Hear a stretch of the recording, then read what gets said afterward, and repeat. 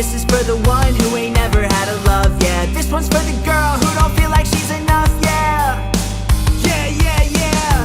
This one's for the cool kid playing on the school team, crying to himself cause he never had the prom queen. Head full of wants, but they said it's just a pipe dream, yeah.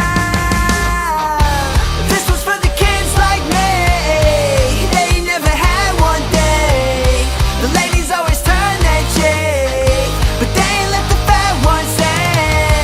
This one's for the kids like me, kept working when they had nothing. When people try to take their dreams, they stuck it to them, please don't change. For the nerds and the misfits, bullies.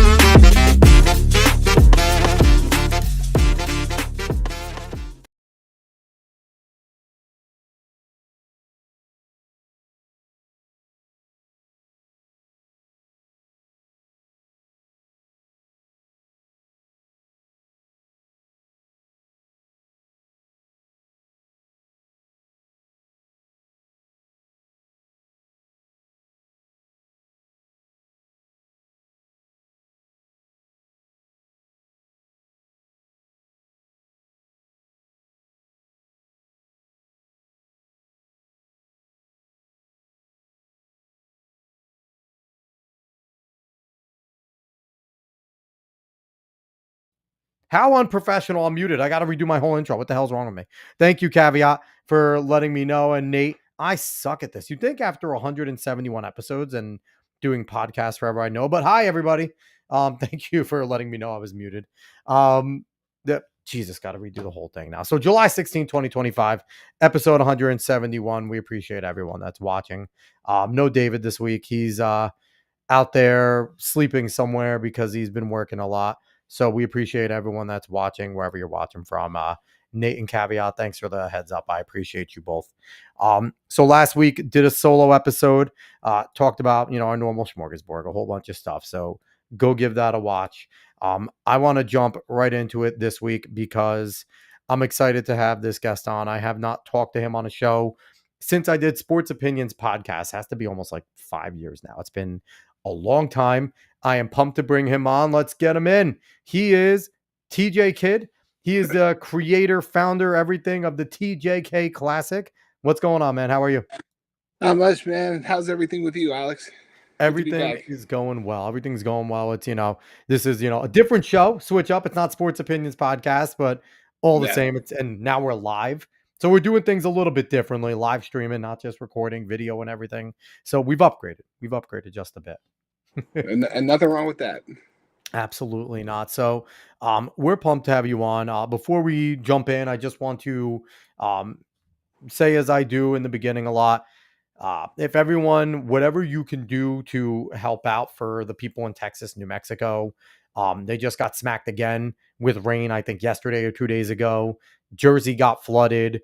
Alaska just got hit with a 7.2 magnitude earthquake, and they're expecting a tsunami. Like, things are going crazy right now. So if anybody, you have a charity you want to donate to help out any people that go through all these natural disasters, do it, because we need to help out our brother. And obviously, I know you're out in California. The fires are still being, the scraps are getting picked up there a lot. So, yeah. So what is it like? You're out there in LA. You're not too far away from where everything went on. What was that like for you? Were you safe while you were out there and everything going on? We were fortunately lucky enough to be really safe, but it was very. It was definitely scary. It was scary just because you didn't know which way the wind was going to blow, literally. Did it get close to you guys at all, or what? It wasn't too far. It wasn't too far, scary, but a lot of areas like that weren't too far from us got hit pretty hard. The Palisades got hit really hard. Yeah. And I mean, it's crazy to see. Like, it's starting to get rebuilt and stuff, but it's crazy, the way of the world. Mother Nature is just something we found out many a times. Every time we try to mess with it, it wins. Mother Nature always wins, and things like fires and all that type of stuff. Like we're at their mercy. When it happens, we're at that mercy. So I'm happy you guys were good, and like I just say, like, anyone, if you can give something, even if it's just thoughts, prayers, whatever, it matters. It all matters.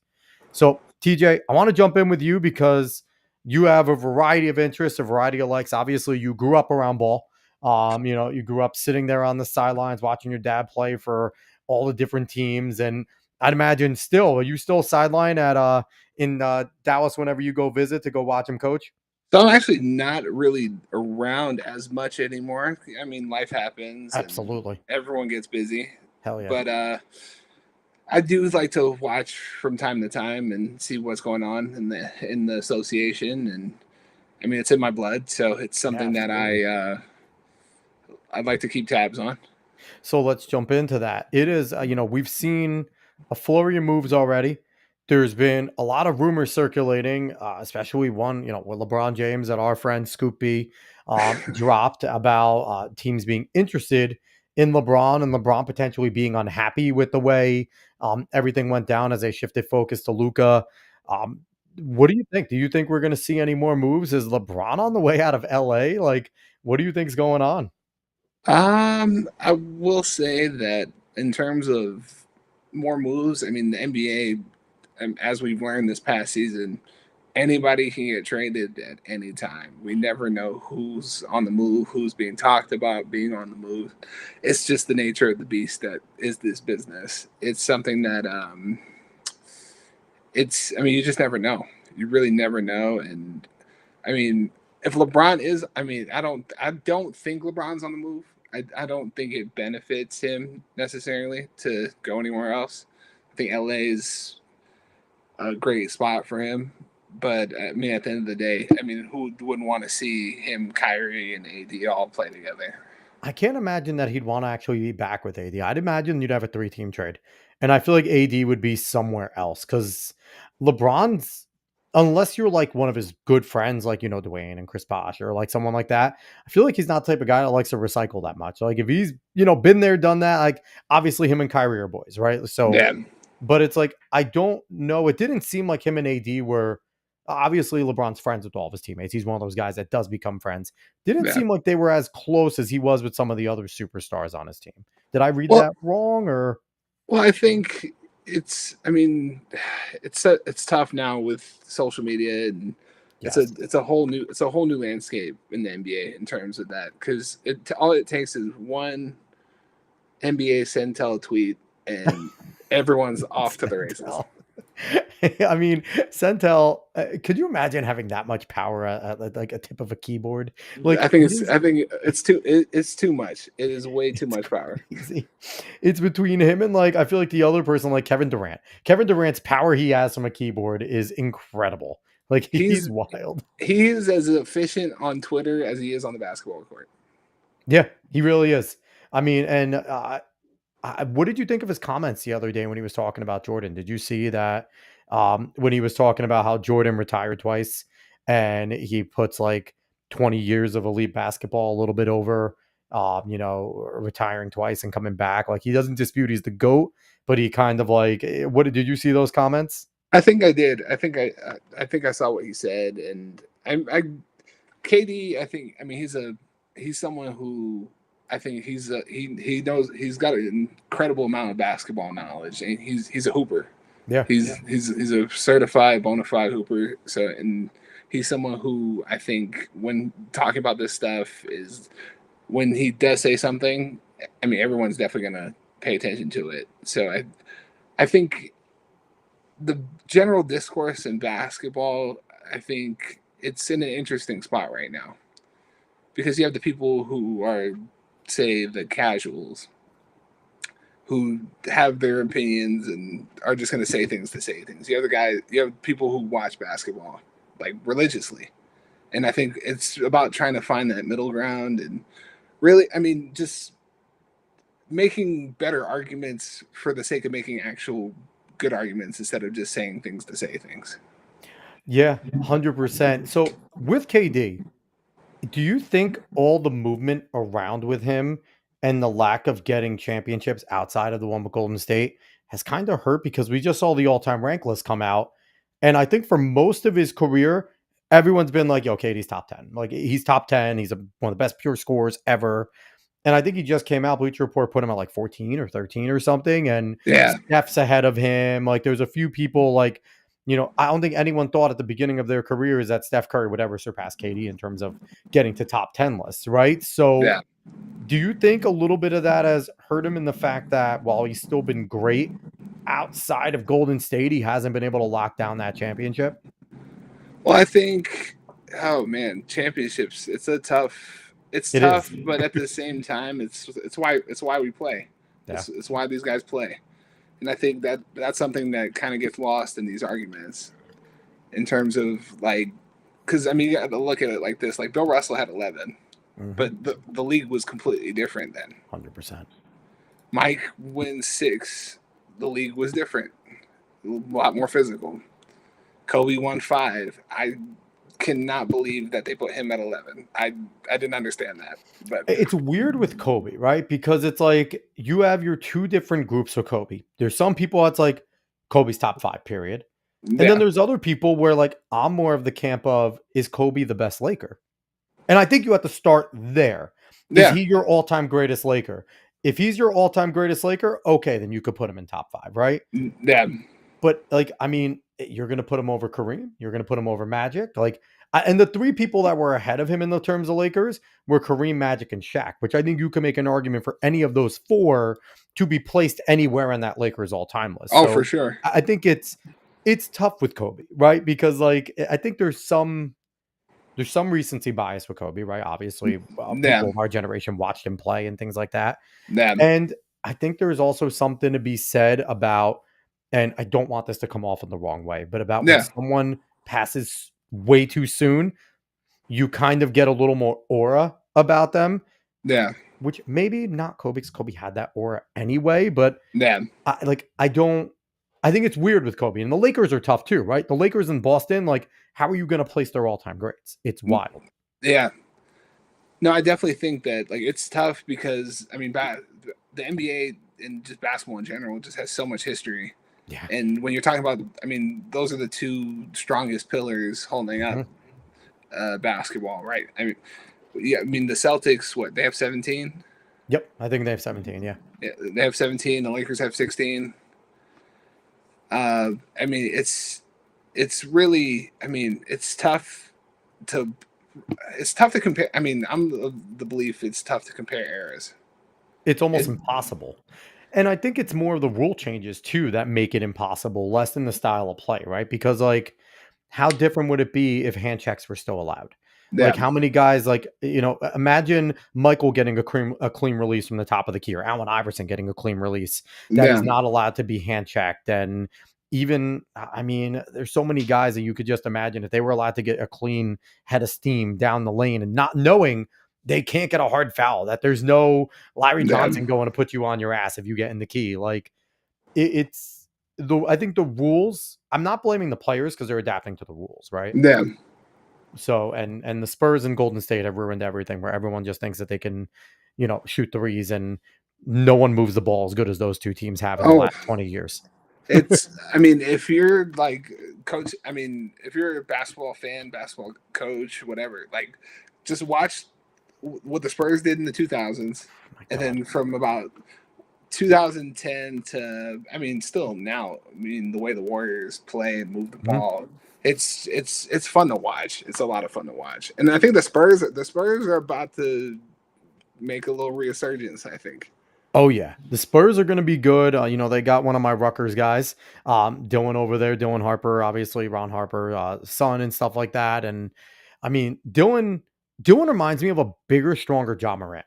Like when I Yeah. watched him play at Rutgers, he's just and I'm from Jersey, so I follow Rutgers, and I really, really wanted Sean Marks to move up and go grab Ace Bailey. I hate that way that he didn't, but I think Dylan's going to be. I could see him being rookie of the year, no problem next year. I really think he might beat out Cooper in terms of. I think he's going to have to do more than what Yeah. Cooper Flag's going to have to do Yeah. after the NBA gave Dallas the gift for giving up Luka. But I feel like I'm here. I'm all here for those conspiracies. Okay, Hey, that was Patrick Ewing 2.0 right there. But I feel like Dylan's gonna have to do more, and he's gonna be on a good team doing it. I feel like the Spurs are a playoff team. What yeah. about you? I would. I mean, honestly, I'd agree. I'd agree with that assessment of the Spurs. I think the Spurs, or I mean, just top to bottom, organizationally, I mean, it was a close call with Pop, and Sad. him still being around. Yeah, him still being around, and still, I think the culture is built to last, and I think they're gonna. I mean, they're gonna be. I mean, as formidable as they were maybe back in the Parker Duncan Ginobili era. I was hoping that they would somehow decide to go with Ace Bailey because imagine seeing Victor Wembanyama and Ace Bailey, two guys that have like a 9 foot wingspan, can both play inside out. Like I know getting Dylan Harper was the right move. It was the right Oh yeah, basketball move. But me being a psycho just wanted to see those two to get like the new version of like the Twin Towers over there, like when they had yeah, Duncan and Robinson. Like I wanted yeah. that new version. Like that was, something that I was a pipe dream. But I think everyone fell. I think, Ace is going to do really good in Utah. I think that was a That's another really good team. I fit for him. think give them a few years, and I think they'll be a lot. I think they'll be also. I mean, I think they're gonna be really fun to watch. And it's always funny when like superstars leave teams and you think it's Yeah. going to hurt them. Like Donovan Mitchell leaving them didn't necessarily destroy them, right? It set them No. back a few years, but they're a strong enough team. Like you talk about culture. I don't think people talk about the fact that Utah just kind of hangs around. Like they've just since Stockton Malone, like they've had some downtime, but they went from them a little bit down. Okay, then Darren Williams was really good, and they had Boozer there with them, and okay, down for a little, and then Donovan Mitchell and that group. Like it's like they always do a little bit, and they're hanging Yeah. around. They're never my Brooklyn Nets. Yeah. They're never that. So, so I want to jump to a few comments here. Nate G coming in saying, no Jason Tatum or Halliburton, wide open East. And I see a lot of people saying that's potentially why LeBron may want to come over to the East. Yeah. Just go in and, jumping in and stuff like that. And I mean, he was dominant in the East and everyone still to this day, I believe everyone still runs away from LeBron. Like nobody wants to be in, if they have a choice, they don't hang around LeBron because No. he's still LeBron. Yeah. Caveat Ty saying LeBron is going to Boston. If he goes to Boston, I may stop watching basketball. I don't want. I mean, I don't. That's an interesting thought, just because of his history there. Yeah. And I mean, I don't know how their fans would react to him wearing a Celtics jersey. I mean, it would be interesting too because like they were flirting with trading Jaylen Brown. Before draft, they were flirting with getting him out of there and things like that. So which is weird, right? Because I love Jaylen Brown. I think I've gone on record saying I think he's the best scorer in basketball because he can't go left and you still can't stop him. Like he actually can't dribble with his left hand. I think he's like doesn't know how in the lane. Like and Yeah. you still can't stop him. The guy still drops 30 points going right. So I think that's incredible. Yeah. Nate G coming back saying, except load management, these players these days are Charmin soft. I mean, they don't have to take the hits. So it's kind of why should they? I Yeah. think we definitely would see some different players as stars. If it was still as physical, I think, I think LeBron would be LeBron. I think Russ Westbrook would have flourished in that generation because he just has that mentality. Ant would still be Ant. John Yeah. Morant would still be good. I don't think this might be a hot take. I don't think Steph would have been as good in the 90s. It's one of those things is you kind of have to plug into NBA 2K to find out. Well, and it's if you're playing the rules again with the hand checking and with the Yeah. fact that Steph's a little guy and he's not getting those clean looks in the lane. He's not Yeah. getting those. I think he'd still be a lethal shooter and arguably the best shooter of all time. Yeah. But I don't think we're putting him in a top 10 list. I think he's a top 25, top 20 guy when Yeah. all is said and done. But again, that's fantasy stuff there. Yeah. Nate G saying Jazz went from 1 seed to drizzling shits. I mean, it was fixed. Okay. Like I'm just gonna go out there. It was fixed. The NBA called Nico and said, "Hey, you give Luka to the Lakers, keep the Lakers relevant. and we'll give you Cooper Flag. And he was like, okay, we'll do that deal. It's tough to argue against the theory. I mean, it's hard. I think everyone watched. Everyone watched the lottery, and I couldn't believe it when I saw it. No, it was baffling to see.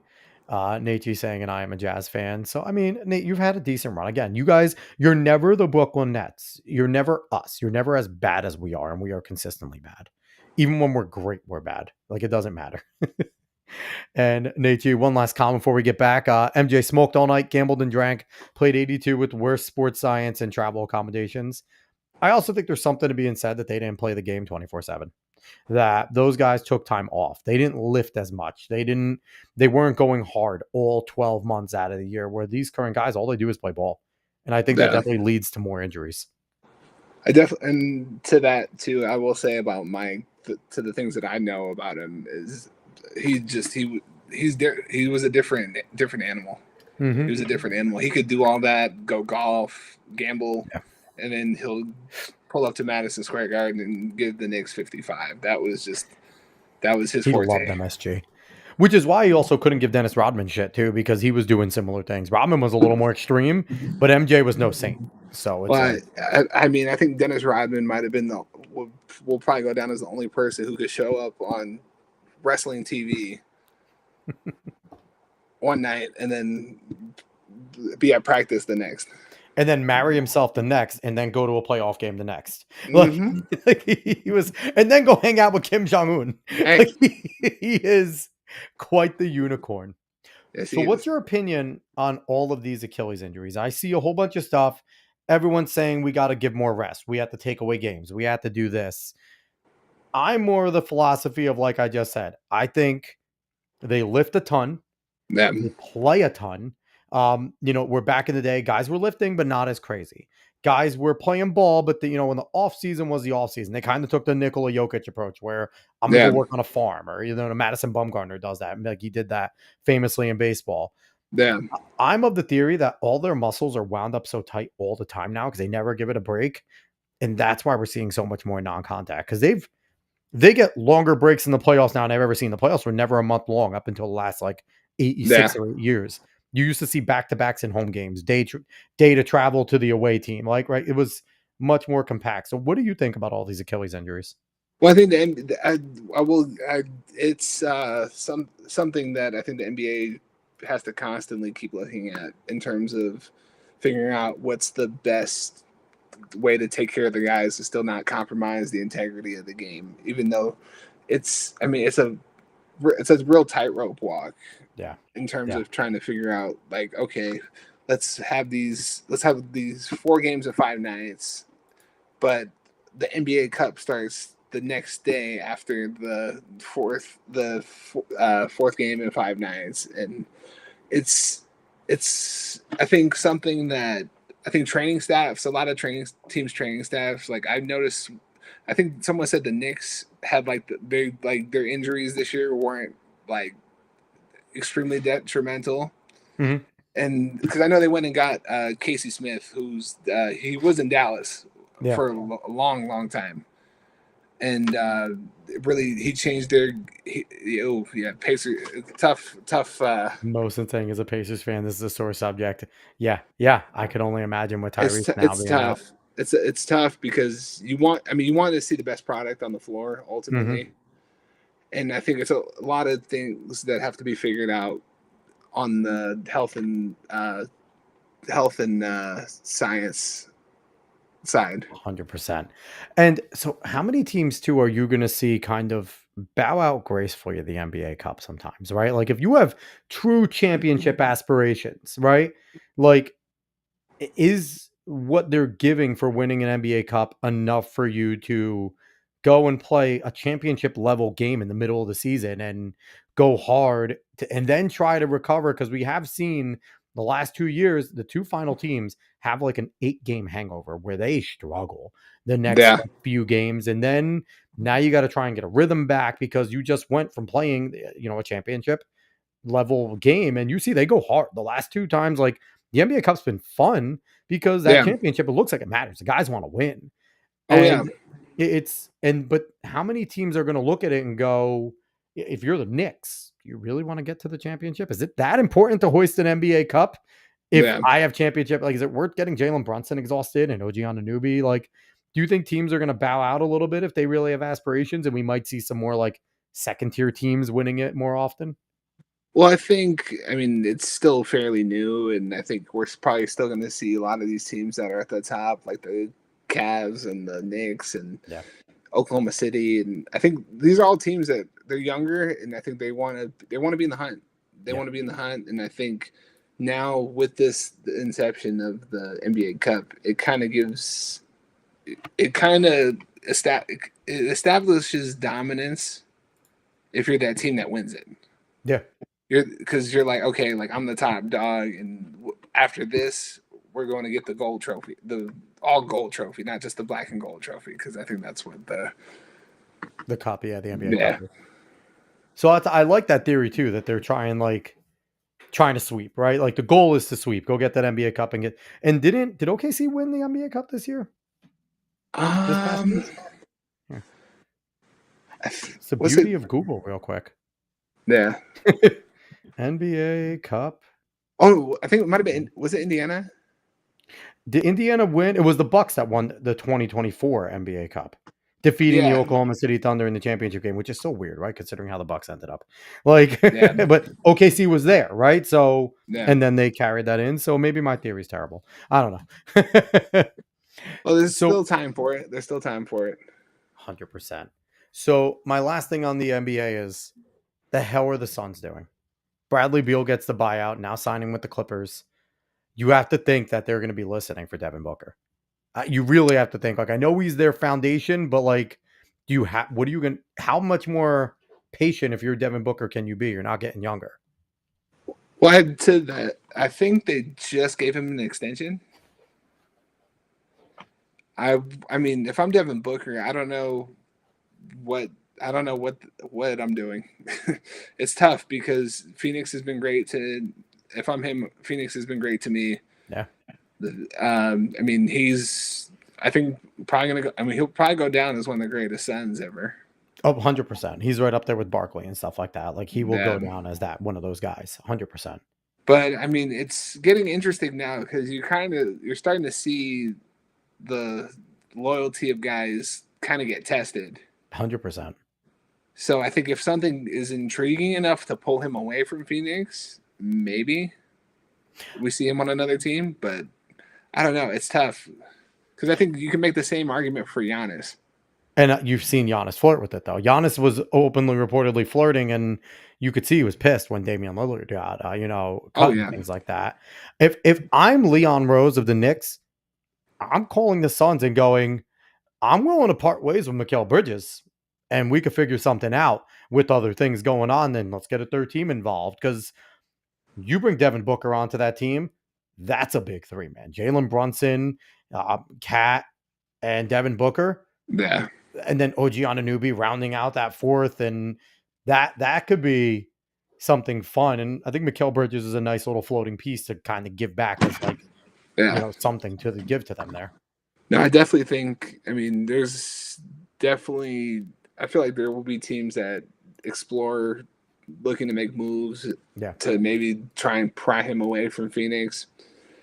You can never. I mean, you can't never count out. I mean, Miami is always weirdly just always There. involved in these discussions, just because. I mean, Pat Riley, he's been at this for ages now, and he's still. I mean, proven he can go Spoelstra. get somebody. And Spoelstra, right? Like, he has to be a big factor of why people want to go there, because he's obviously a great coach. And I think Heat cult, like people, I mean, will probably poke fun of the whole Heat culture thing, but it's real. It definitely is real. And I mean, it's not just the paragraph they put in the paint, but it's like it's a real thing. It 100% is. And, and I think the way Jimmy Butler kind of tested it and kind of made bastardized it, I think they're probably like, we're never letting a superstar do that again. Yeah. Type of thing, because that was big. And And you saw Dwayne Wade come out and be like, "What are y'all doing? Like this? Me and LeBron and Chris couldn't do this. You're letting Jimmy go do this? Yeah. And I think that was kind of. I think they're gonna re-up that. And I mean, I like Jimmy Butler. I always have. I think Jimmy Butler. He's another one. He would have been a Yeah. superstar in the '90s. Guy's a dog. Oh But yeah. Jimmy's Jimmy. Jimmy does what he wants, Yeah. and the Heat let him get away with it. And it's hard not to, right? He brought you to 2 finals. Like you got close with teams you never probably didn't think you were going to get close with. For So sure. it's interesting. I think the Heat, they're a sneaky one. I think we could definitely see them as a possibility. So I want to switch gears here. I want to talk some college ball. Okay. You are a fan of college ball, right? Who's your favorite team? So I'm a college football fan. So this is the reason why my mom's best friend's son, he plays at BYU. Nice. Yeah, he's a wide receiver, Chase Roberts. That's dope. I mean, I'm not just saying this because he's family. Like he's gonna be a problem when he gets to the NFL. Who's throwing in the football now? Oh yeah, they got. I'm not 100% sure. That's tough. I'm not 100% sure, but he makes a habit of just making the most ridiculous catches, and I mean, I'm gonna gas him up for the rest of my life. Like that, he's serious. Like I don't know if anyone plays the college football game. Go if you use BYU, throw it to number 2 every time. And number 2 is a dope number for a receiver. Like Yeah. I'm not like it's weird because I'm like I think the receiver single digit numbers are cool and I hate them at the same time. Because me Yeah. growing up being like a Jerry Rice fan and Yeah. Tim Brown and Randy Moss, I'm like we're 80s, damn it. That's a wide receiver number. But Well, I think college it looks better. I yeah, definitely think college it looks better. The it's single weird in the digit. pros. Yeah, pros. I think that was the 80s, and those are the numbers for the receivers. Well, in college, they got away with it because the rosters were massive, right? And that was another Yeah. reason why they let you kind of move around because the rosters are so much bigger. You're talking, the pros is 65, maybe 70 now, but like college, you have 100 kids on the sideline, right? Yeah. And so you had to either double up with some numbers and maybe allow some leeway. So that was kind of the reason where they were like, okay, skilled players, 80s for receivers, but you can also go single digits if you're a skills player. And Yeah. it kind of gave them that branch out too. So that's pretty cool. It's awesome you have family over there. And, I'm BYU is, a little bit on my shit list because I'm a Jets fan and we got Zach Wilson and I'm Yeah. I understand. I understand. But that's awesome, dude. That's great that, and I'm hoping, what's his name again? Chase Roberts. Chase Roberts. I'm going to make sure that I keep on the lookout for that and we make sure we monitor how good he's playing or whatever and let him know if he ever wants to come and do a podcast. He's more than welcome. I don't know. Yeah. The AID needs to approve that over in BYU though. I don't want to get him. Yeah. No, for sure. He I think PFF had him as the 8th top receiver in this next draft class. That's awesome. Yeah. So just make sure that any team that calls him, if it's not the Jets, you badmouth it. Go get me Garrett Wilson's running mate, damn it. Well, who's the quarterback now? Justin Fields? Justin Fields. So it's Zach Wilson that can run. Okay. Yeah. I'm hoping his accuracy issues can get better. He looked better with the Steelers, but yeah. So with this new upcoming coach too, right? Oh, knew everything. Darren Moogie is Darren Moogie's the GM. He came over from Denver under John Lynch. Aaron Glenn's the head coach, obviously a former Jets great and assistant and things like that over at Detroit. So it's all new. Everything's new. But listen, they did right. Garrett Wilson got his deal. Sauce Gardner just got his deal. So you got your pillars. They got to get Quinnen Williams. They got to lock him in at some point. For sure. I love Quinnen, but yeah, no, my Jets. I don't want to talk about my Jets much. I'm still expecting 4 wins this year. Like I'm not. Yeah. It's tough. But so let's jump back into college ball. What do you think is going to happen with this season? Because they have the expanded playoff coming. It was weird last year where the regular season almost didn't really count.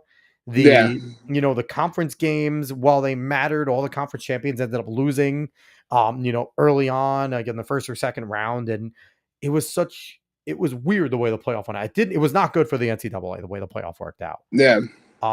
do you feel the expanded playoff is a good answer? And like, does the regular season really matter anymore? Like, should teams play big games if the playoffs are going to be the way they are? Well, I think it's an interesting point. I think that for the playoff, and I mean I like the idea because it kind of gives a little March Madness type feel to college football now. But at the same time, it is tough because there's so many different factors and so many different things that, and I mean even like I hate to say it, like politics in terms of like how these teams get picked to make the. I think they need to figure. I think the NCAA needs to figure out like what exactly, like they need to really just sit down and specify exactly what it is that qualifies your team to make it to the college football playoff. Because there are teams that Yeah. I mean we've seen that gotten robbed and should have been there and weren't. 100%. And, you know, is there too much of a talent disparity now with the NIL and with, you know, players moving around and people, you know, obviously the bigger teams are going to be able to give bigger NIL deals and Yeah, it's becoming contracts at this point. Like teams now, if you opt in, you have like $25 million you can pay your players as a school. And, you know, teams are promising players NIL deals to come over for so many years. Like you're yeah. basically having pro contracts. And with that, obviously your big dogs are going to get more and more. So is that talent gap just too wide for us to get the parity that we want?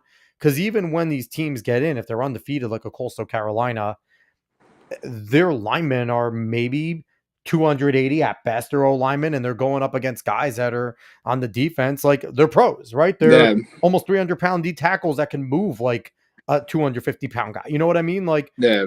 is the NIL and what's going on and basically how college is just pro at this point? Is that making it, is it too little too late for the playoff is what I'm saying? Is there going to be such a talent disparity that we're not going to get the parity we want? It's still going to be Ohio State, Michigan, Notre Dame, like the Alabama, your usual suspects are still going to be there. Well, I think it, with that, like NIL, I think it's great. I think that, I mean, selfishly, I'm just happy about all the college video games coming back. Yes. I'm really excited about college basketball, and I mean, I play the college football game all the time. It's something that it's tough because I mean, you obviously have the schools that have a ton of money, Mhm. and you're gonna have schools that can outspend a lot of other schools, and Yep. it's the parity and like it's something in sports that we don't really see anymore. I No. mean, just across the board. Yeah. I think I saw a graphic to kind of switch back to the NBA for a second. That I think there was like there was eight teams in the Davis Stern era that like went either back to back or three-peated, or and then like in the Adam Silver era, it's been like 7 or 8 different champions. I think sports in general we're moving away from parity, but I think it's something that I mean, ultimately, I think we're gonna have to see a cap. We're gonna see it like a salary cap. It's too unregulated in terms of. I mean, if I'm like the University of Texas, I can just spend a ton of money on everything. And then like if I'm Texas State, I gotta fight tooth and nail for like little things. I mean, will it ever be even? Probably No, not. it wasn't when boosters were handing out money behind people's back, Well, right? I mean, that's the thing. I think you have certain elements, and I just think there's a way to do it. I think they just got to figure it out. Yeah, yeah, and it's like, but is there the will to figure it out, right? Because if people watch, money's getting made. If you know everyone wants to continue to see Notre Dame make the playoffs to get shellacked by whoever they play, because I think Notre Dame is one of the biggest pretenders, and I hope you're not a Notre Dame fan, but I go on No, record saying they are one of the biggest pretenders every single year. They need to get in a conference. I hate that they're the only ones that get that slide. yeah, I'm not a Notre Dame guy at all. I like Rutgers, being from Jersey, and I'm privy to Florida State, and Florida State's been the worst Power 5 team, yeah, even worse than my Rutgers Scarlet Knights. But it's like, again, like Florida State can come back because Florida yeah, State has that blue blood. They're going to spend that 20+ million on their play. They're going to get those NIL deals. They'll make their way back to being in yeah, prominence. This benefits them, whereas opposed to, my Rutgers, they're going to stay Rutgers, right? Because they can opt into the $20 million pool, but what are they going to pay the fifth player from New Jersey? You know what I mean? Yeah. Like great, like they might get a little better, but uh, it's just not there. Like I'm concerned for college sports because I'm also a track guy. Yeah. And I do another show called Talking in Ovals, which is all about track. We interview people in track and field and stuff. And there's a deep concern for like the roster limits that they just imposed and stuff all around too, because we're seeing so many teams now cutting track and either going distance or sprints only. And Yeah. that's massive. And you're seeing in a lot of the other sports besides your basketballs and your footballs. So Yeah. I think this is going to hurt your kind of Olympic sports Yeah. majorly. I think it's going to hurt women's sports immensely because, if we're being real, women's sports don't drive money. Now, they currently are not doing that, it's especially at the college level, right? Like Yeah. women's college basketball come tournament time, yes, people love the women's college tournament, but Yeah. regular season, men's college basketball struggles with regular season viewership, right? Yeah. The women aren't getting as much, and all the other sports, like there isn't a women's football to bolster that as well, right? So Yeah. I think ultimately we're going to see a lot of trouble with the rest of the sports with everything that's going on. Oh no, for sure. I mean, football. I mean, it's. I feel like it's obvious. Like with football, I mean, it's what keeps the lights on for a lot of Yeah. these programs. So football is always going to have that priority, and it's always going to take precedent in terms of the program, like importance. But I think ultimately, I mean, it's not just. I mean, it's not just the NCAA too. I think like it's got to come with the agents and all these other people who are involved with the money to like it's there's a way to do it. It's just Yeah, it's hard. yeah. Oh No yeah. one's happier than agents the fact that the NIL became a thing, right? Like nobody's Oh for happier because sure. now they have a new talent pool of thousands that just Yeah. opened up to them. Like it's crazy. And like you said, there's obviously a way to do it, but it comes down to, is there a will, right? Because if you're one of the best players in the country as a high school player, you don't want nothing to change. You're about to go get banked just for playing college. Yeah. You know what I mean? So it's like, I don't want them to change the rules. I'm about to make a ton of money. The best agents are going to come after me and things like that. So Yeah. it's we're going to be in an interesting time in college sports. I think the landscape is about to change. Oh no, for sure. The kid who just got drafted by the Bengals. He just went back to Did he officially go back because they I had an issue? think I think I just saw they were saying that he decided to go back to Texas A&M. Because I know they had a deadline for him to like go back. Like he could Yeah. actually within the rules go back. And what's crazy is he's going back to probably a few $1 million on an NIL deal. Like he's Yeah. more than likely now, especially that he had more exposure, and they're going to throw money at him because he's going to go Oh back yeah. one of the best players in college football. And I mean, like again, so that also gives them that too, right? Because back in the day, there was that pressure to, I got to get this contract signed. I'm not going to go back to college. I don't make anything. Yeah. Where now it's like, no, I can go back and instead of making that $5 million, Yeah. $10 million rookie deal, I'll make 2 million. I'll go play. I'm still a millionaire. Like Yeah. it's wild. Oh, for So sure. Nate G coming in saying lots of generations have their snubs. 1997 Michigan shouldn't have sniffed a share of the title. I agree. UCF was right to declare undefeated national championships in 17. They crushed it. Agreed. I thought that they were right to do that. They should have played in the game. And then Nate G saying the amount of Lamborghinis outside of Texas football facility is wild. Yeah. That is true. I mean, they have to start, you know how when players get to the pros, they do like the money management programs. I feel like Yeah. they got to start doing that at the college level now. Oh, for sure. For sure. How many of these kids are blowing through their NIL deals with just, Lamborghinis and going out and partying and buying things? Like, I mean, yeah, it's crazy. I wish I was around when we were younger, TJ. Yeah. That we could have gotten some of that. Oh So, yeah. do you have any predictions for college football? Do you think BYU, now that their quarterback is out, are they going to be like, because they were predicted to be in the hunt for the playoff before, Yeah. because they were one of the best quarterbacks in the country. Yeah. Now, do you think that they've taken a hit, and do you have any predictions in terms of who you think is going to be up for the championship contention? Well, I'm gonna be a little biased here. Actually, I think that the cool thing about like I got to go to a lot of their games last season, and I mean from top to bottom, their team was just in so much like if you watch them play, it's a lot of fun to watch. Like Yeah. it's one of those like okay, like they'll make some plays where you gotta just jump out of your seat. Like it's they're there's a lot of heart on that team. They have a lot of heart on that team, and a lot of great players, and a lot of guys who are going to fill in for the guys that they lost going that went pro. I think that I mean, obviously, I would love to see them win the Natty this year, but I mean, there's a lot of great teams. There's a lot of great programs. I mean, you can't ever count out Georgia. You can't count out Alabama. It'll be exciting to build up to the regular season, and it'll be interesting to see what happens and how it all plays out.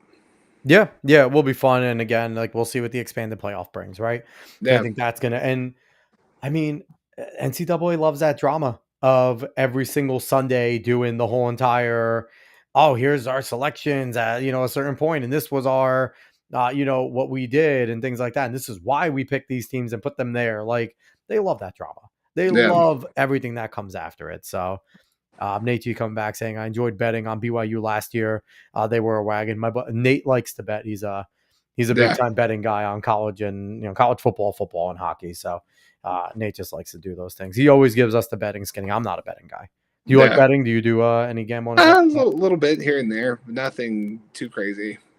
I have like the Caesars Sportsbook app on my phone. It just sits there. Like I don't do anything with it. Yeah, no, California, it's not legal here yet. See, in New York, it's legal. Like we can do Yeah, it here. That's something crazy too. How like you can go horse bet. You can go to OTB and go horse bet. Like, yeah. what is the difference between going to bet on a horse and going to bet on like the way that they like God, the mafia did it so well, man. Like the mob did it so well. Just making sure horse racing just became a universal thing. Hey, they knew their audience, and And they had ways. yeah. They had ways. So I want to switch gears. Let's go into WWE because it is rare that we get wrestling fans on the show. Dave and I are wrestling fans, and he watches more than I do, but I catch clips here and there. I first want to say it sucks seeing what happened to Liv Morgan a month ago and then to Seth. Was it 2 weeks ago now? It's when you remember how real it is, right? And Yeah. like to see, like, you knew Seth was hurt immediately, right? Like that was Oh not yeah. kayfabe. He went down. He didn't even try to really get back up. Like, No, and you could tell when how he came up. It wasn't gonna be good. kudos to LA Knight for continuing to play it up and Yeah. to continuing to try and and I loved LA Knight's promo that he cut. I don't know if you saw it Yeah, on Raw. where he like what wished him better and he was like, I want you to come back healthy so then I could do what I said. I can hurt you and take you out. Like LA Knight's fantastic. He's Oh so yeah, good. for sure. For sure. So but I think the focus and where we have to start with WWE is John Cena. He's on his final run. He's made his heel turn, which I think all wrestling fans have been waiting for like the last like decade for him to make the heel turn. Yeah. I've enjoyed a good amount of it. Some of it I think has left a little bit to be desired. How have you felt about the way the way Cena has handled the heel turn, how the WWE has handled writing him with this heel turn, and what would you like to see continue or him do next? Yeah, I think I mean John he's my goat. He's been my goat since I started watching. Like there was something about him that just drew me to him immediately when I started watching. I was like, okay, this guy is cool. And I think it's interesting. I do agree that it would have been cool to see him be a heel a little bit earlier. Yeah. But ultimately, I think he's such a company guy in terms of just if him being the good guy and eating a bunch of losses is something that he's got to do, he's going to do it, and he's going to do it because it's best for the company. And I also like that because he was so involved with Make-A-Wish too, and I know Oh yeah, Vince respected him for that and honored because he flat out said like one of the main reasons why he didn't want to do a heel turn is he was a hero to all of these kids, and he yeah. didn't want to sit there and have them look at him as a bad guy. Like he wanted to No, for sure. maintain that, I mean, and it makes sense. love that. I love that. It makes total sense. It makes total sense why it took this long for them to finally just pull the trigger and be like, you know what, go for it. And I think with The Rock, I think The Rock is a interesting looming element in all this as well. I think the Final Boss has been the best stuff he's done. It's been really good. I think it's some of the best stuff he's done, and other than his stuff with Austin, Mhm. obviously, like he, because you never know when he's going to pop up either. Something like I a do week, he might think get a free week, he might get like a free couple of days, and he's going to be. I mean, it's a cool time to be a WWE fan. I think it's a it really is. cool. Especially if you're either a fan who like kind of stopped watching and like want to get back into it, or you're brand new to it. There's so many talented men and women who like. I mean, there's just a plethora of options to be fans of, and I mean, it's for me, it's been so much fun being able to watch. I got to go to WrestleMania 41. So cool. They're flirting with that attitude era ruthless aggression line again. Like they're not fully PG anymore. Like they are No, starting to really flirt with it. Like, and it's on all levels. The jokes are a little more racy and getting to that point. They don't have as many gimmicks, yeah, but they're bringing some back. The storylines have been significantly better. And and you mentioned the women. This women's division is outstanding. Ooh, Like it used to be a point where you'd watch all the guys, the girls would come in. They were just there to kind of be hot. The wrestling was okay outside of a few good women. Like you had yeah, Lita that was good. You had Ivory that was good. You had Miss Jackie that was good. But the yeah, rest of them were just okay. They were just there to be hot, right? A lot of them. yeah. Now they're hot and they're really good at wrestling, right? Like before, AJ Lee was kind of like that good-looking good wrestler when she was there, and Yeah, when she left, like the Bellas were more prototypical. They weren't great wrestlers, right? But yeah, now you look at it, the lead women are incredible. I love Rhea Ripley. I love Io Sky. I love yeah, everything going on there. Like, and it's come to a point now where you would never think of a Raw ending main event or a pay-per-view main event ending with the women's match, right? Like that wasn't yeah, something they did. They just weren't as good, right? They weren't as talented as wrestlers. yeah, Now it doesn't matter yeah. which ends it. The women are just so freaking good now. And it has been such a joy to watch. Just the women's division just take that step up Oh, for and just sure. so much fun. So much fun. Oh no, for sure. I mean, it's what like the. It was funny because, like I said, I went to Mania, and I mean, for both nights, you were just like, okay, like these are great matches, but the women's matches, I was like, wow. I was like, wow, no, this is must watch. Like if you even just, I mean, if you're a sports fan, even too, Oh my God. like you're gonna find yourself asking questions, and you're like, okay, like why, how, okay, yeah, no, that's great. Yeah, it's so much fun. So Nate, you jumping in saying Smart Wrestler will be doing videos and vignettes like Randy Orton did back in the day with Randy News Network. I feel like Cena would do something fun with that if he could just do like little vignette snips of just pissing everybody off. I think that, and he has the charisma to do that. Oh, for Where he's just sure. talking mess about everyone and tearing it down. I think that's a good idea. I think I mean, I don't know what the plan is long term with like how much longer we get him as a heel, because I mean SummerSlam is right around the corner. Yeah. If they do push him further with this heel stuff, I mean, why not? Maybe we see like a modified Peacemaker, Something. like in Something. terms That would be like interesting. that same type of like just humor and but like as a bad guy. I mean, it's. I think in terms of his run as a heel so far, it's definitely. I mean, some elements have been a little rushed. I feel it feels like because I mean he only has a certain amount of dates, and I think we get that. But I think he's done. He's delivered on the fact that he's ruining wrestling. I think it needs to go to. I think he needs to go away from the anger and rage to more. I think the next step should be like kind of indifference, where he's kind of just writing everyone off, right? Where it's Yeah. like, okay, I was pissed, and I have nothing else to prove. You guys all suck. I'm John Cena, and I think that could be another good turn. Um, Nate's saying crazy. We got C Punkonomics before Thugonomics. Yeah, Punkonomics was incredible. It was such a good when CM Punk came out and did the On Punkonomics. SmackDown, yeah. That was fun. No, for Nate saying sure. I meant for the hurt wrestlers. Yeah, it's true. Let Liv and stuff cut promos. That's actually a good idea. And Seth and things, let them cut those promos. That's not bad.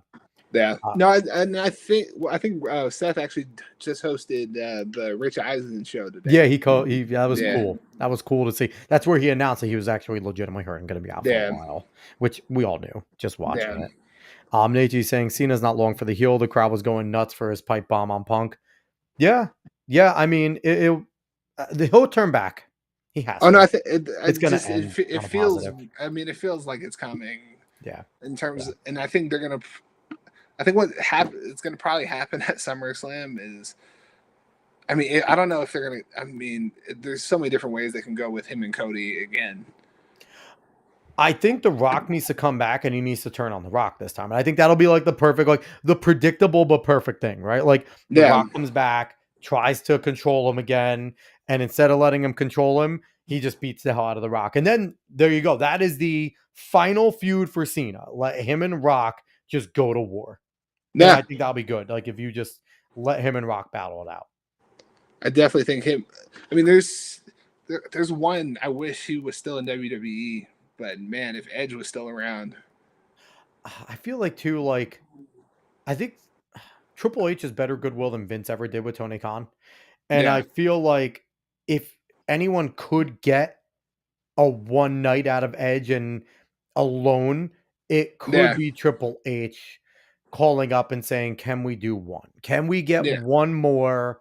And can we?" And I wouldn't make Edge his final battle, but No. maybe do like him, like uh, I've been through this whole locker room. I'm tired of everyone in there, type of thing. And Yeah. boom, on this day plays, and the whole Yeah. entire place goes insane. That would be awesome. Because I think Cena's got so many great rivals. And, It's insane. Like there's so many. I mean, there's so many people that he's done such great work with. It would almost kind of feel wrong if they didn't tell one more story together.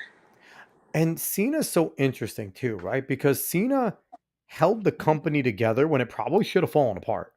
Like Yeah. there was a time where wrestling, like right after Attitude, right after Ruthless Aggression, when they went to PG, whoever thought they would actually stay afloat, to be quite honest, right? Like Yeah. there were good wrestlers there, but you watched it because it was a male soap opera that was raunchy, told very offensive jokes, Yeah. pushed it to a line. Like that's what it was. And Cena was kind of the perfect guy to keep that going, right? And he For did such sure. a good job with it. And now to guide it back to where it is, like he's so good. I'm excited to see where this ends. I think the WWE writers are so much better than they have been, and things like that. So I think it'll be good. Curious question for you, switching gears away from Cena. Yeah. I personally love the Alexa Bliss Charlotte Flair team right now. I Yeah. think they are comedy gold. I think it kind of saved Charlotte's comeback. I think when Yeah. Charlotte did her comeback, it was incredibly stale. Yeah. I didn't think it was very good. I thought she looked stiff, obviously coming back from her injury. I didn't expect her, but I didn't Yeah. think she had anything going for her with the whole entire persona. I think of her and Alexa teaming up and just like the dichotomy between the two has Yeah. been so freaking good. What do you think of that tag team right now? Oh no, I think it's. I mean, I think it's great. I think Charlotte. I mean, she's interesting, just because. I mean, she's got her. I mean, her dad's legacy's also one that's. I mean, it's a pretty big one, and I I mean, think. people put him top 3 all Oh, the for time. yeah. Like he's I mean, Stone Cold, Hulk, and him are constantly oh yeah, that. for Those are the sure. 3 people talk about. He's. I mean, I think watch it. So I got. I mean, I was at Mania and I watched her match with Tiffany. Yeah, I thought their match was. It was physical. It was outstanding too. like I think they were one of the best of the night in terms of storytelling, and she does a lot of great work. Charlotte, I think she. I mean, I get why fans get frustrated, and it's definitely. I She's think the Roman Reigns of the women's division at times, yeah, right? They yeah, just like kind of that's probably the push best way to her. say it. But I don't think people realize, like, I give Tiffany so much credit for becoming a better wrestler because when they first put the belt on her, it was kind of the Jey Uso situation of, is she going to be a champion or does she need to still learn how to wrestle? And I think they saw Jay still struggling like with a move set, right? Which is Yeah, why they gave it back to Gunther. As much as I love Jey Uso, yeah. Tiffany's gotten so much better, but I don't think people realize how good of a worker Charlotte is, right? Because number one, not only did she put Tiffany over, right? Like, which Yeah. she again, veterans don't have to do that, right? But the work that she did with her in the ring just made Tiffany a better wrestler, and she sold so much. And they both sold each other, but it's like she really did a good job helping the young pup out. And Oh yeah, if you're a wrestling fan, you appreciate that. But if you're not a wrestling fan, I don't think you realize just what Charlotte did there. yeah. No, for sure. And I think in terms, I mean, that match it was definitely one of my favorites. And I mean, in terms of like Charlotte kind of being the Roman of the women's division, it definitely. I mean, it's a fair analogy because I Yeah. mean, and that's another dude I think who once he's done, everyone's like, man, I wish we would have treated Roman better. That pop on Raw, this past Raw, was insane. When he came back, when the OTC music played Oh yeah, and he came back, my God, that was awesome to watch. Like, oh it one was a hundred percent. it was a good scene at the end with Jay coming back to save CM Punk with, Braun Breaker and things like that. But, after like they started beating the hell out of him, and just to have the OTC come back. Now, here's the thing. I'm one of those. Like, I was never a Roman fan. Yeah, I thought he was stiff. I didn't think he was very good on the mic. I thought they pushed him just because it was lineage. He yeah, got better. He's so much better on the mic than he ever was. He's a better wrestler now than he ever has been. Like, he had 3 moves. You know what I mean? yeah. Like, and the Well, fact that Cena had 5. Cena had yeah, 5. yeah. Cena had more charisma, and Cena still has more Yeah. charisma. Cena could cut a promo from day one. Oh yeah. Roman needed Heyman, and like, a lot of guys need Heyman, right? Brock Lesnar needs Well, I Heyman. think Braun Breaker needs Heyman. Paul Heyman can make a talking like mop, put the mop over. Like that's how good Paul Heyman is. He's the greatest to ever do it. Like, Oh, it's hands down. I it's think not close. People he's say Jimmy that- Cornette. I think he's better than Jimmy Cornette. Cornette was good, and I mean he's definitely in the conversation of the all-time greats. But Paul Heyman, in my opinion, just ridiculous. Like he's able to do it. I mean he did with Brock. The Big Show run was but Paul was always entertaining. Yeah, yeah. I mean, him and Punk were always fun. Him and Seth. Him and Seth now was great. Yeah. And I mean, it'll be interesting to see how it continues with him and Braun and Bronson Reed. Because you put those are 2 powerhouses. And I think they're gonna just run roughshod until Seth comes back. I'm happy that they made Braun Breaker look good in this gauntlet, but they didn't put him in the championship. I think it would have been too soon to put him against Gunther, and I think it was right to make CM Punk versus Gunther because that's going to be a 5-star match. Like, those 2 guys, for sure. 2 of the best workers. Gunther, I think Gunther is the future of wrestling. I think that guy is just, you're talking about the next big 20-year superstar. Oh yeah. I really see Gunther being that guy, and I'm happy that they're treating him the right way. Yeah. Oh, 100%. Yeah, so it's been fun. I think wrestling has been, back. I love Dom Mysterio. I think Dom is so freaking good. This current run of him trying to be medically not able, and it's playing into the spirit of Eddie Guerrero so much. Oh yeah. Is Dom's my favorite wrestler currently. I don't know about you. He's my favorite guy. Yeah. So it was funny. So I went to WrestleMania in Dallas, the most recent one that was in Dallas, and then I went to the most recent one in Vegas. Yeah. To watch his progression has been so cool. Because he was the clean cut baby face working with his dad, and then it caught me off guard when he turned and hit right with the clothesline. Dirty Dom is so good. Oh no, he's. I think there's a certain. There's certain people who you just how Cena was never a heel. he Mhm. might never be able to be a babyface. But he's that heel that everybody likes, Oh no, right? I know. Like, He's I he's think Eddie Guerrero. he's Eddie one of the was the best. same way. He's one of the best heels they have, I think, Oh, in yeah. terms of just like he can get you if you want heat, just send Dom out there. Him and Like Logan that's Paul, they're the 2 best heels they have. Because ooh, Logan. here's the thing, as a person, it is what it is, right? As Yeah. an entertainer, who Oh, thought he's very Logan good Paul at would what he come in and does. be a legitimate superstar, right? Like, Yeah. he's a great wrestler. Like, I think it's hard to argue that he's not a main eventer. Like, Logan Paul is a legitimately good wrestler. He's not stiff. He doesn't get guys hurt out there. Like, No. and he leans into the heel work, Oh no, I and think he's he's great at it. another one. He's another one that I think too is like he it's I don't think he could ever be he can't ever be a baby face. He's gonna be like Roddy Piper, I think, eventually. Or Roddy was always a heel, always a heel, always a heel, and it's Yeah. eventually at one point the heels just get put over if they're heels long enough, right? Yeah. Like, people appreciate them and committing to it that they start to enjoy. And I think if Logan hangs around long enough, he obviously has so many things going on the side. No, for One of the sure. most successful podcasts in the world, and Yeah. all the brands he's scamming people out of. Logan, don't sue me. It was a joke. But it's like he has all the things going on, and it's one of those guys where he does seem committed, right? Because he's there, he shows up, he wrestles, You could tell he really respects it. he does. You He could, like does. he can tell you otherwise and play the heel game to the T. But I think I mean that actually kind of is what I mean. I'm getting a lot of respect for him in that in terms of how he's come into WWE and what he's done, his body of work in there. I mean, you can't help but respect it. No. And it's like we're in a generation where people don't have to stay kayfabe the whole time.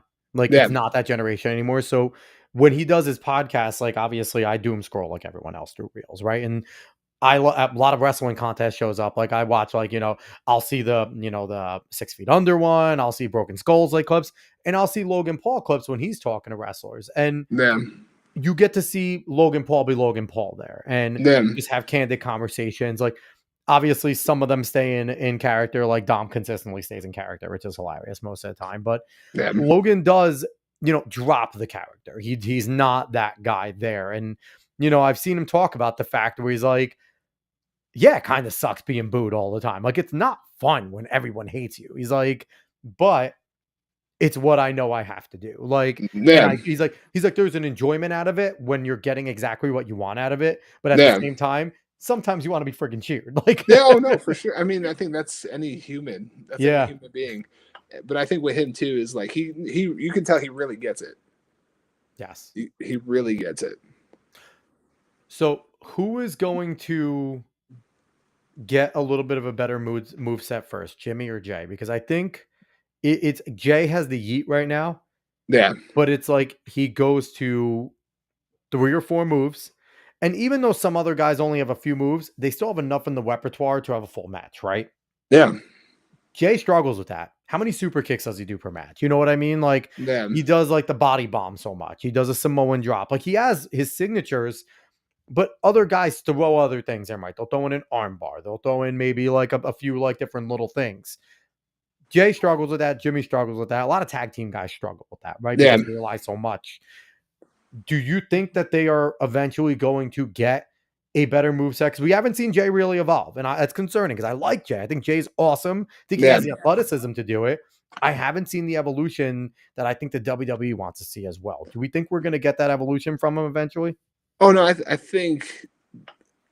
I mean, like kind of like you said, it is definitely tougher. I think for some of these guys who have been in tag teams forever, and I mean him and Jimmy, Jimmy, it's they're one of the best tag teams of all time, hands easily, down. easily. I think that it was interesting because even being at May, like one of the cool. I mean, it's definitely in my top 10 watching Cena win 17. Mm-hmm. And then, I mean, literally the night before, watching Jay win the world championship It in was that awesome. first match, Oh, yeah. like it was like you kind of felt like electricity, like just come through your body, when being in the building, like it was just it was electric from start to finish. That match, him and Gunther, like It was great. they tore the house down to start the show, and Hmm. that's not easy. Yeah, yeah. No, it was good, and you know, it also comes to think how much of that was Gunther, right? Like, Gunther's such a good worker and a good performer. And don't get me wrong, Jay's he shows the ability at times. Like that match, Yeah, great match. But then it's what do you do on Raw? What do you do on SmackDown? What do you do on yeah. Saturday Night? You know what I mean? Like you gotta be consistently good to be great, right? Oh no, Like for sure. Whenever Seth's in the ring, it's a quality match. Gunther's in the ring, it's a quality match. Where you do get those times with Jay where you're kind of like even this match against Braun, it was okay, right? Yeah, yeah, And it's not like Braun still needs to develop a lot too, right? Like, so you kind of want to throw guys at him that are going to help him develop more. And like him and Jay, wasn't the highlight of that. Braun and CM Punk yeah, were really good and things like, so you kind of want to see, again, I have high hopes for Jay. I love Jay. I love Yeet. yeah. I I think mean, everyone loves Eat. yeah.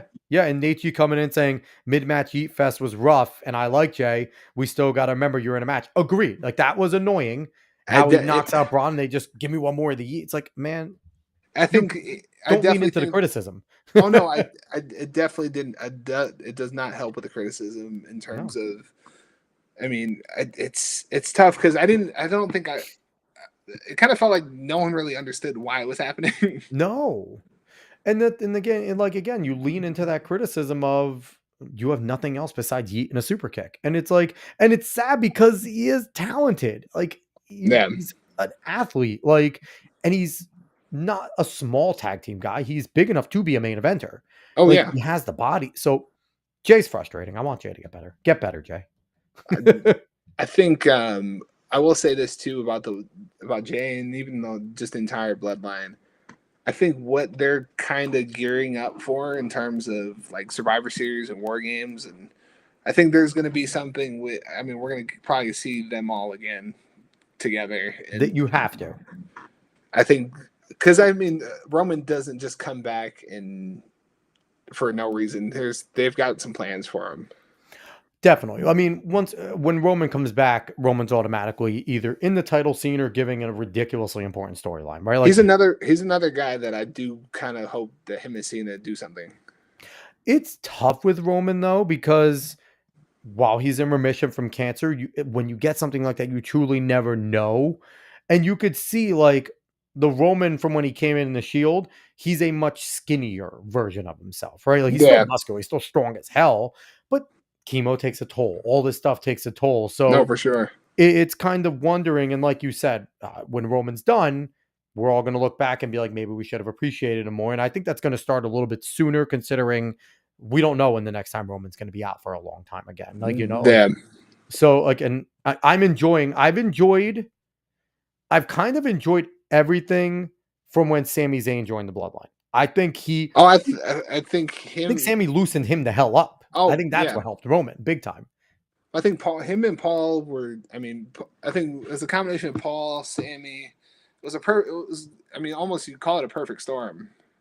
Yeah. You can Yeah. call it a perfect storm of things, and I think that all just happened and clicked at the right time. And that run of them all together was honestly the most entertaining TV that I've watched WWE put on in a while.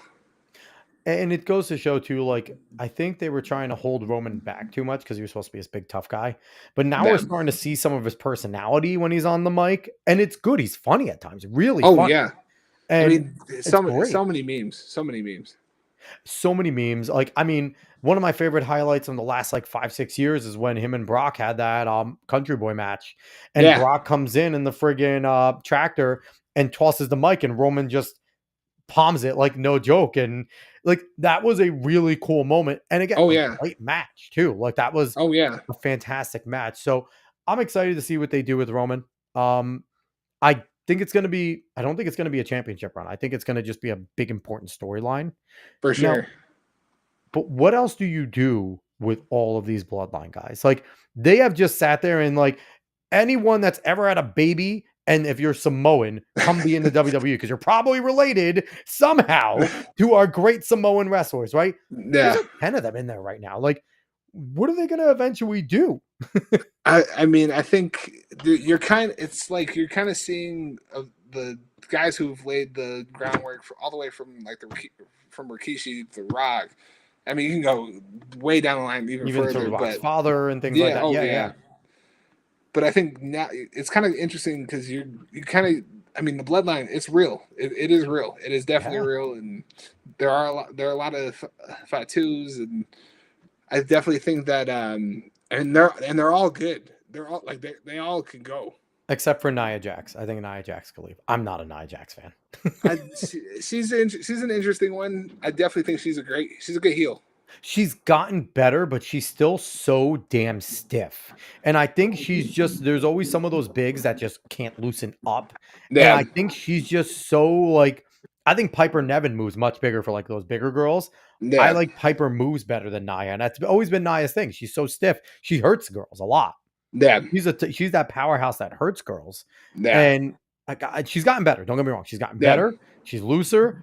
I've also just never been a Nia Jax fan. Like I've never yeah. liked the persona or anything like I that. think everyone. I mean, we all have our favorites. Yeah, of course. Yeah, no, for sure, for sure. And I mean, I I mean, there's so many great women in the women's division.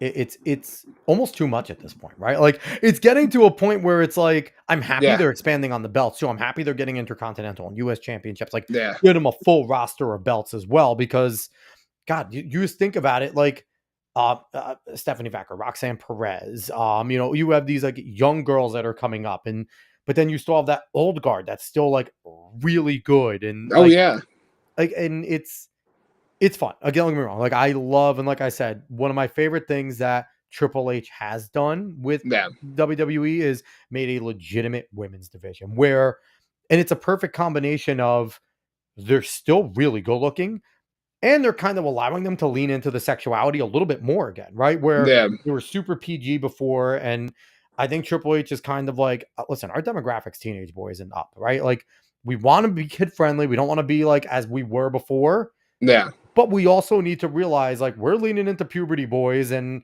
older. it's they've. I think. I mean, considering he was a big part of the Attitude Era, I think he Yeah. understands. Oh, yeah. I mean, he understands. I think better than anybody, like how to play the demographics, and Yes. and I mean, him taking over definitely was something. I mean, I was excited about. What do you think about Vince potentially? Because apparently he still has shares in the parent company, the one that bought him. Like Did he? Vince, Did he? I thought he's just sold. did he just sell? But because I also heard that if he was going to sell and potentially start a rival company, Well, I don't. I mean, Vince is an interesting one. he is a character. He is a character. Nate saying, to be honest, I think Tony Storm is doing better work than any one of the gals in WWE. Tony Storm's really good over in AEW. And AEW Yeah, is another one where AEW is so weird because they're so much closer to like New Japan style wrestling. yeah, And Americans are so used to the slow storytelling of WWE that yeah, someone like Orange Cassidy, who's ridiculously talented, yeah, I don't know if it translates to yeah, what Americans are used to seeing, right? yeah, Like I think Orange Cassidy's fantastic and MJF yeah. is so good over there and things like that. But I don't know, sometimes they get a little too cute in AEW. I watch all their sequences and I'm like, this is a little crazy. Too much going on. No, I definitely think it. It kind of depends on what your style of wrestling, like your fan, like what you're a fan of. I think it's Yeah. tough that. I mean, I've seen. I mean, I've definitely watched some AEW, and because I think when Punk came back, like decided he was coming back to wrestling, I was like, okay, all right, I gotta check this out. I gotta check Yeah. this out. And I mean, I was kind of already aware of some of the the like the guys on the indies. Mhm. Like so, like some of the names were familiar, so I was like, okay, for sure. I think that it's something that I mean, AW, like it's tough because like some of the spots you're like, oh, like ooh, but I mean, there's some really great talent. Yeah. Yeah. Oh, listen, they have so they're kind of in a sense where they go big all the time. Like Yeah. all of their sequences are big, so you're bound to get more botches, right? Like it happens that way. And it's tough because like Tony Khan's not a great owner. The guy just wants to make video games and things like that. Like he's not in it to make a great wrestling product. Like that's not what he's there for. He just Yeah. wants to make video games. Like he's made that known. He wants to put himself in video games and have a. And that's why AEW exists. So Yeah. it's like tough, but it's like they're Yeah. staying afloat weirdly. Like they are staying afloat weirdly. So Yeah. Caveat Ty's coming in and doing his every episode talking about Criticalist. So I'll cue you in. Do you know what Criticalist is, TJ? Did you know you can review? No, I can't say that I do.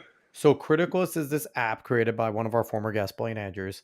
And what it is, it's supposed to be like a more user-focused Rotten Tomatoes, more focused on not the critics that are normal, like the big critics, Yeah. but it's you sign up and you can go. They have a whole entire library of like all movies and stuff like that, TV, and you can give your own review on everything. So and he said you can review WWE events, and it's pretty cool too because you can get there's almost a social media aspect to it. We can get comments and you Yeah. can read other people's like reviews and like they put it like as a whole bunch of different things. It's really cool. I recommend getting the Critical Side. It's actually awesome. Yeah, I'll have to check it out. Yeah, it's dope and it has a really cool 1980s aesthetic. It's like really cool looking. There is one that's actually like specific to wrestling. It's called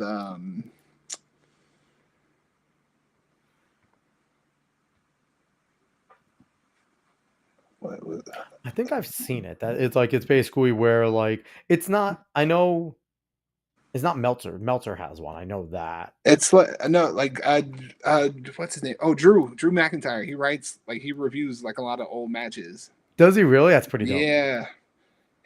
What's it called? It's gonna bother me. But I mean, I guarantee Nate G may know what it is because Nate G follows a lot of this stuff. yeah. So that's cool. No, yeah.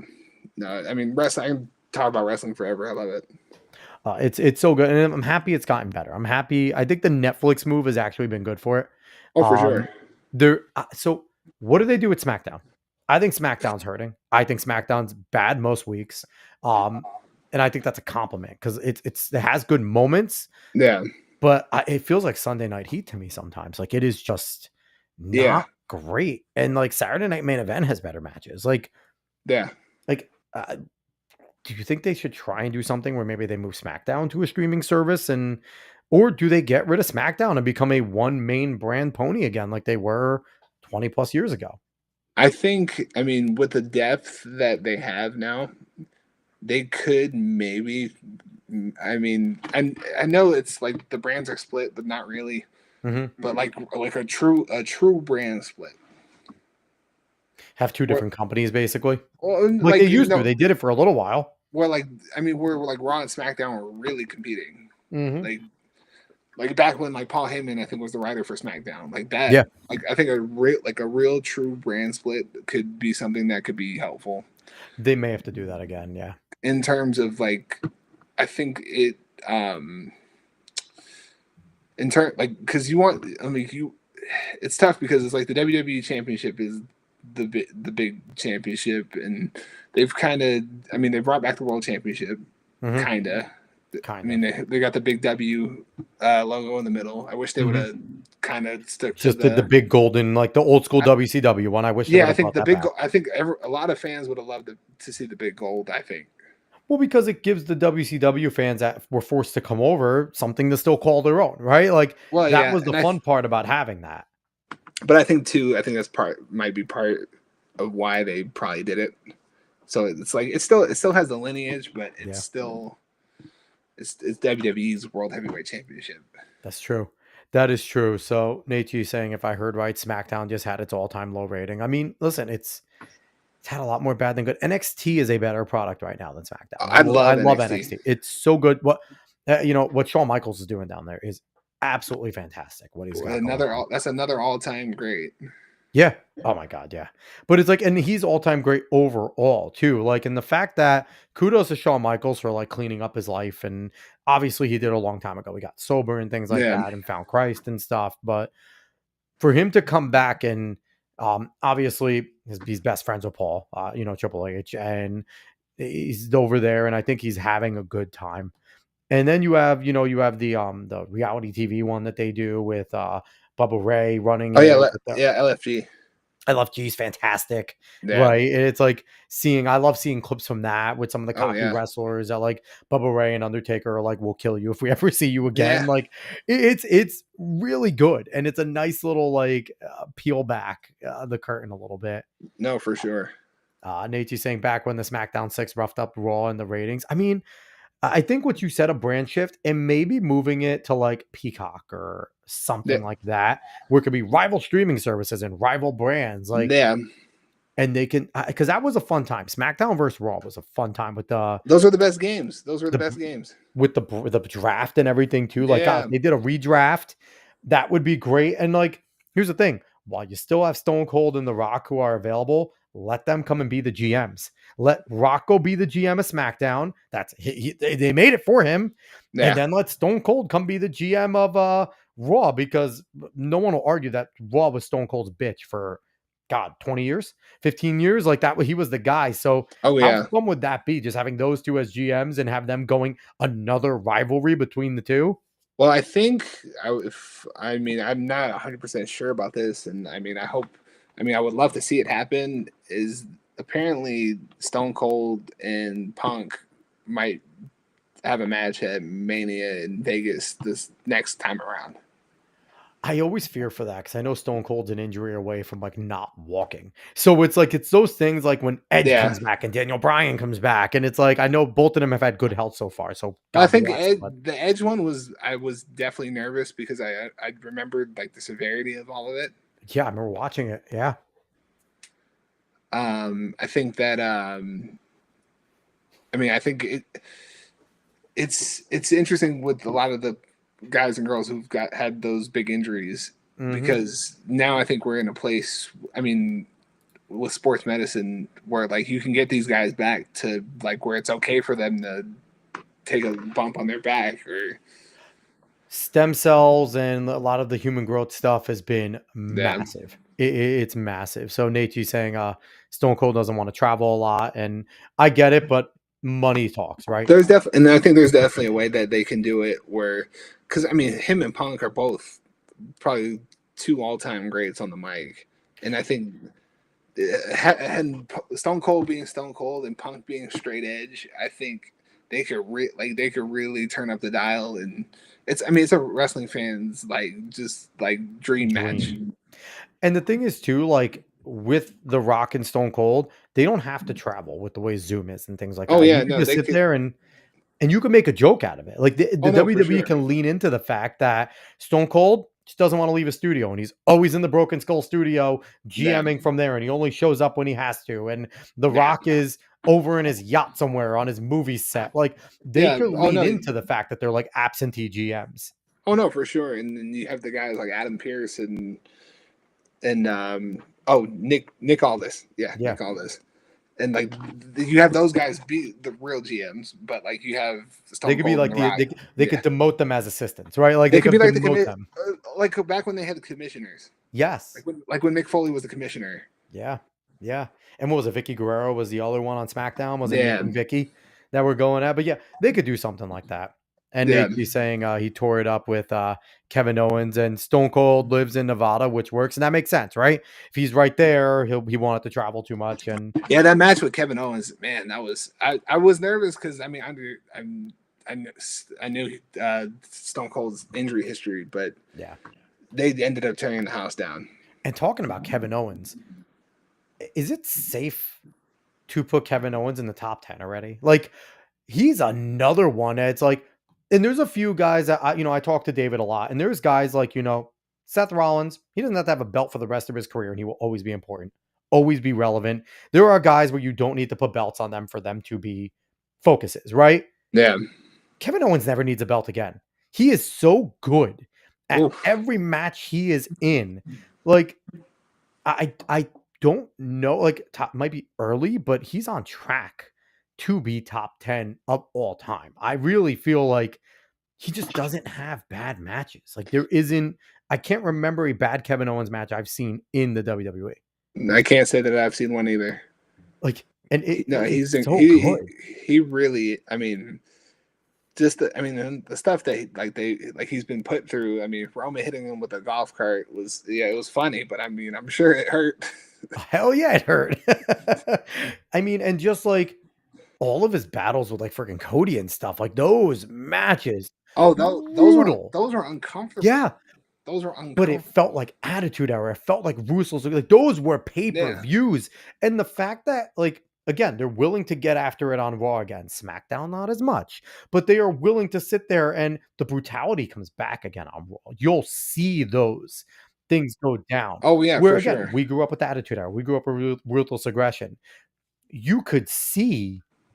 I mean, you can see like those types of pay-per-view level matches as a main event on Raw, right? Like you saw belts changing Yeah. hands on Raw and SmackDown. Like it wasn't just saved for Yeah. pay-per-views. And it's, I mean, Kevin Owens, he's easily in my top 5 right now of all my favorite wrestlers. Yeah. Well, I definitely think. I mean, when it's all said and done for him, he'll for sure be a Hall of Famer. Without a There's, doubt. I would be, Not a yeah, question. he'll be a Hall of Famer. I mean, there's so many great guys right now too. I mean, it's just the age. I think everyone's age is a little. That's why I think some things do feel a little uncertain. But I think they have so many guys in NXT that are coming, and like they have guys that we don't even know about yet. They have Probably such a good that. problem right now. Like Oh, there's it's a so great many problem. main eventers, like Mello is so freaking good. I love him. He's a Hmm. main event level talent, but it's like, listen, he gets to go home to Bianca Belair every day, so he doesn't need nothing. Like he's the luckiest man in sports entertainment because Bianca Belair is a friggin' another one. You want to talk about amazing talent, right? Like the fact that like you have so many good women, like Naomi with the belt right now, and God, good for her. Oh, that was a great cash in. That was a really And great for cash her in. too, just her quest coming up from being a Funkadactyl to now, and like, you forget how much of a But veteran sometimes in the game that you she need is. Like that. you forget that she is the wily vet back there. It's wild. Oh, for sure. And I think with her too is like it's cool. You got to see her go do all this stuff on the Yeah. independent scene, and like she really refined her game, and she's great. I love Naomi. I think she's. I mean, it was a well deserved Mhm. win, and I mean I'm excited to see where they go with I her. think it's interesting. I don't think she has the belt that much longer because it's tough. I think she has the belt. I think this was kind of a thank you for your service championship. Because Yeah. how much longer you get deny Jade Cargill?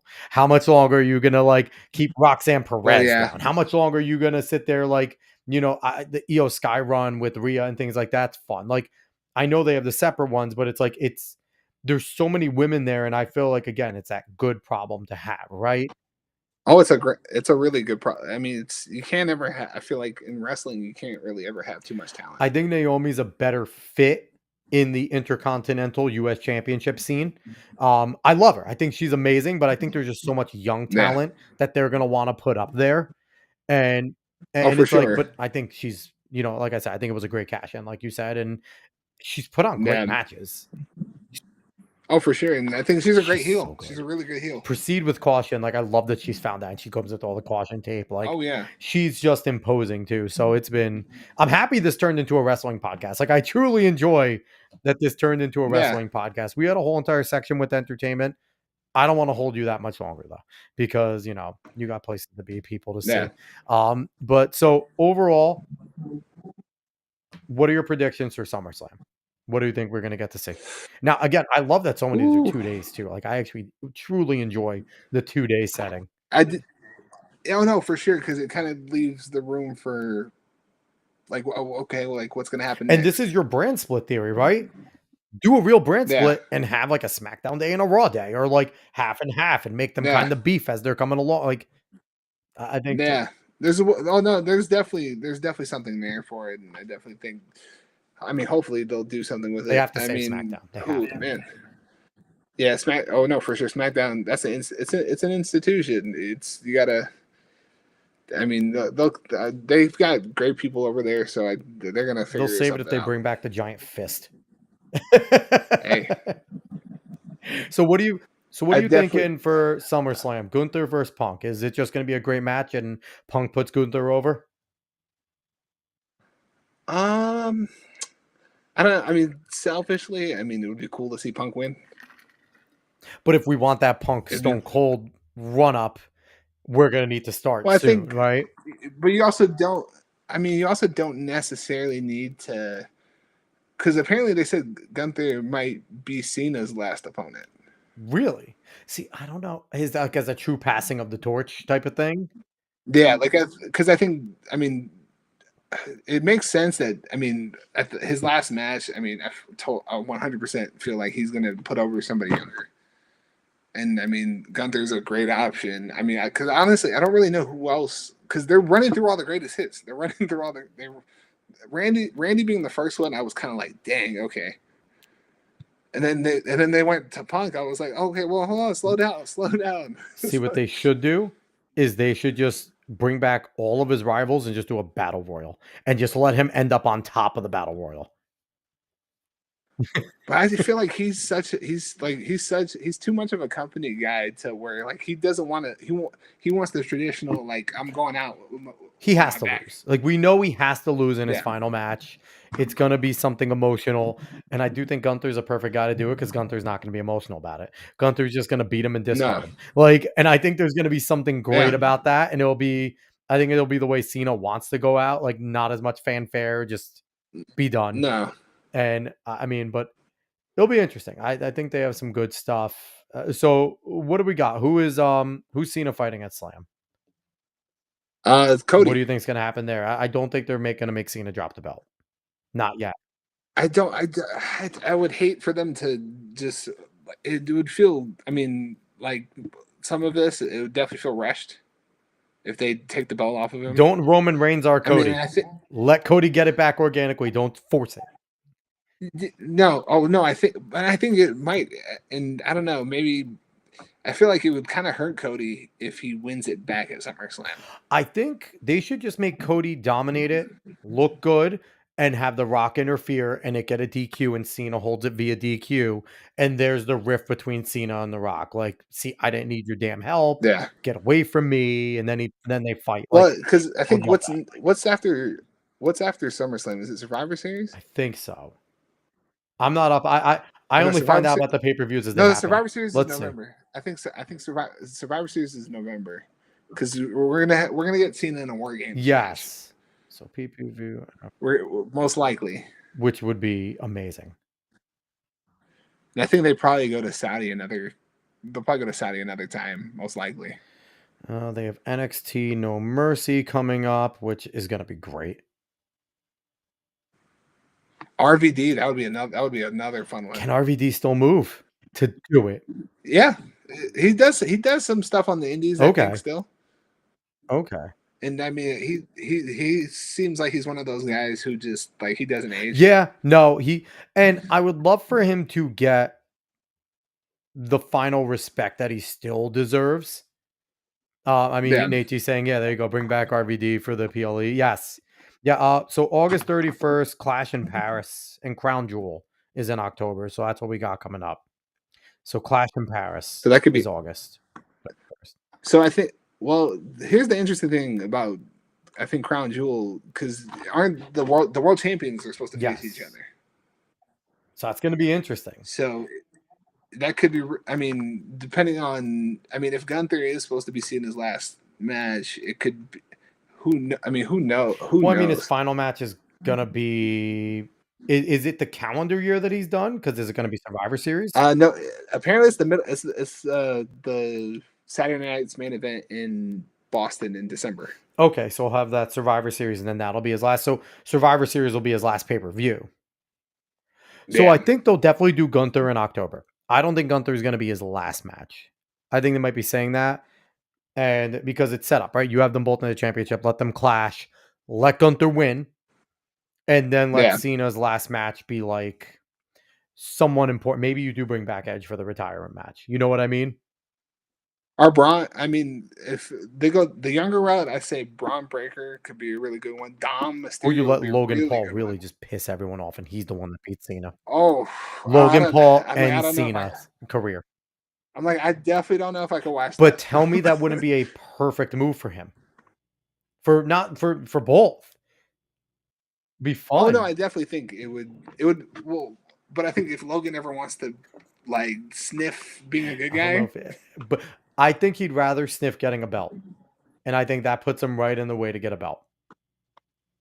Because it's exactly the way Yeah, it should be. Cena putting over a young guy, which he spent all of the, PG era doing, right? As he flirted with yeah, intercontinental championships and things like that, like, he just put everyone over. So it would be like yeah, Cena doing Cena, being the company guy, putting him over, and it would be the ultimate for Logan. yeah. No, I mean, I definitely. I mean, that's one way. That is one way to strap a rocket to your Mhm. back. You retire the greatest of all time. There you go. So Paul, Triple H, take it to the bank. And here's the thing though, that's what WWE used to do, right? They used to sit there and not care if they pissed off their whole universe because they knew Yeah. we'd be coming back for that Monday Night Raw to figure out if they fixed it or not, Well, right? yeah, Like, but I think since it's like since I mean so many of us grew up yeah, with Cena, and I think they're I feel like they're definitely trying to be as careful and meticulous with it as they can be. yeah. Because I mean, at the end of the day, like this is like the equivalent of like this is like Kobe's last year. It's I definitely mean, it's it's it- like it's it's weird though too because like this is like the first send off tour we really seen, right? Like guys just kind of end, and then we know it's their last match and things like that. Like to have a full year end off tour, I don't think we've seen that where they do like a full year no, announced. We know it's over. Like guys just kind of leave, right? Like The Rock just went to Hollywood, Batista just left, Stone yeah. Cold got hurt and couldn't come back, Shawn Michaels got hurt, right? Like our greats just kind of go away. This is the first guy like healthy that is truly strapping it and saying I'm as an all time great. That's like I'm done. It's weird. Well, I think too with I saw he did a thing with Mhm. Stephanie McMahon for her show on ESPN, and he was talking about how like when he would like go to the gym and like he didn't feel the same, and like he was like okay, like all right, like this is like this place that used to bring me joy doesn't bring me joy Yeah. anymore, and like I don't want to like he doesn't want to keep the product stale and like I 1000% like you don't like I love the Mhm. Undertaker. I think he's one of the very absolute best to ever do it. I think it's incredibly important. I mean, I think he definitely probably should have maybe stepped to the side a little earlier than he Possibly. did, and because it hurts the character, it hurts the legacy of the character, and it's something that like I think John really recognizes is like he is someone who he wants he wants to go out while people still remember him the way that they remember him. And I think there's something about going out with your physical fitness too, because like the pop at Royal Rumble in 5 years when he comes out is going to be insane. You know what I mean? Like, because I think he'll come back and do those types of things. Like he'll come out and Yeah, enter into a Royal Rumble, right? And it'll be wild. And maybe do like a run where maybe he wins that, he goes, gets a little mini championship run, and he's gone again, right? Like he'll do these little pop ups, and it's because he's keeping himself healthy. Yeah, yeah, yeah, I think that it'll kind of be like NASCAR drivers when they retire, they still do the substitution races because they're still good to do it, right? Like I think we'll yeah, see that, but it is it's definitely different. I've never seen anything like this, and I wonder if it's going to become a norm, right? Where like is CM Punk going to go out like this? Is like are we going to have these other greats that okay, my body could still do it, but I'm starting to slow down a lot. Like that's the next one I would imagine yeah, CM Punk or Randy Orton because Randy Orton can't lift his arms. Like he's another one yeah, that maybe Randy Orton will be the one that you'll get, but I'm hoping it doesn't get played out. I'm hoping Cena's the only yeah. one, and No, then I hope we don't ever do it again. yeah. I think I mean if anyone, I feel like has earned it. He definitely is someone who because I think also too with him he understands like he's one I mean talk about someone who could have been completely selfish and been like, "Oh no, I'm winning every single match on my Yep. way out." He's like, "No, no, like whatever you guys want me to do, Yep. I'll do it." Yeah. No, it's fun. I think the next guy that'll truly, I don't think CM will do it. I don't think Randy will do it. I think the next guy that they may do it with is Roman. If they do like another I tour, definitely, they yeah, might do it with Roman and just let the bloodline just go kill because I think everybody. Hollywood is. I think that's another one that's going to Hollywood too. Yeah, we'll see how how whatchamacallit, Street Fighter goes. If Street Fighter's any Man, sort of good, and that's a big moment for him because I think which one? him and Cody Yeah, are him both and in Cody, it, I and I think. mean they're good castings. Like the Street Fighter casting is good, and it's so Yeah. smart to put in wrestlers in some of these types of movies because Oh they no, know how for to act. sure. The physicality is not going to be new to them, and so No. that'll be fun to see both of them in that role. And if he's any good, then he'll jump into it, right? Like Dave Bautista obviously found No, his totally. niche with Guardians, and Cena finally really breaking through a Peacemaker. Like his other movies have been okay. Peacemaker was Yeah. fantastic, and his role is Oh, so good. and I mean, I think most things with James Gunn I've are heard good the. things about the Soups. I haven't seen the Soups yet. Did you see it? I I've did. heard the things that I've heard. At worst, I've heard it has problems, but it's still fun. That's like been the worst review. Like I've heard from like true like some of the comic book nerds. Like there's issues Yeah. here, but it was still a fun movie. It was at worst, it's a popcorn flick, and that's awesome. Well, I definitely like my opinion on it. I'll say this is I think that I mean you could tell the same story a Mhm. hundred times in terms of Superman comes to Earth and we hit all the Yeah. same beats, but I think like it's cool because it's not an origin No, story. I know that. Like that's not an origin story. The biggest complaint I saw Yeah, is he needed help with everything. And he didn't have his big Superman moment where he like was the guy. Yeah, but I think they were. I think like this like it's I think it's his like third year being yeah, Superman. and that's the only thing I saw. Like some people's biggest complaint is that like the Justice Gang did a lot more Yeah, in terms of like he was just there kind of making sure they didn't kill people. And he never yeah. had like his big Superman moment where he rose up. Like Mr. Terrific was like the best part of the movie. Like I want to see it. I heard Oh Mr. no, Terrific's Mister. amazing. Yo, he. I think there's so much that they can do with this, and I definitely think that. I mean, in terms of the DC universe, it's definitely an exciting time to be a We'll DC see fan. where Supergirl goes because Supergirl's next, and I think she's that's the the next. next Yeah, that's one, the and next one. we'll see what they do with her character because, like I said, I watch a whole bunch of like pop stuff, so like I still want to see the movie, and I'm Yeah. excited to see it. But Supergirl, she was spoilers, she was just off getting really drunk in a red sun planet, and she kind of comes back. Like so, it's like we'll see what they do with her character. She's just like this super strong angsty Well, character.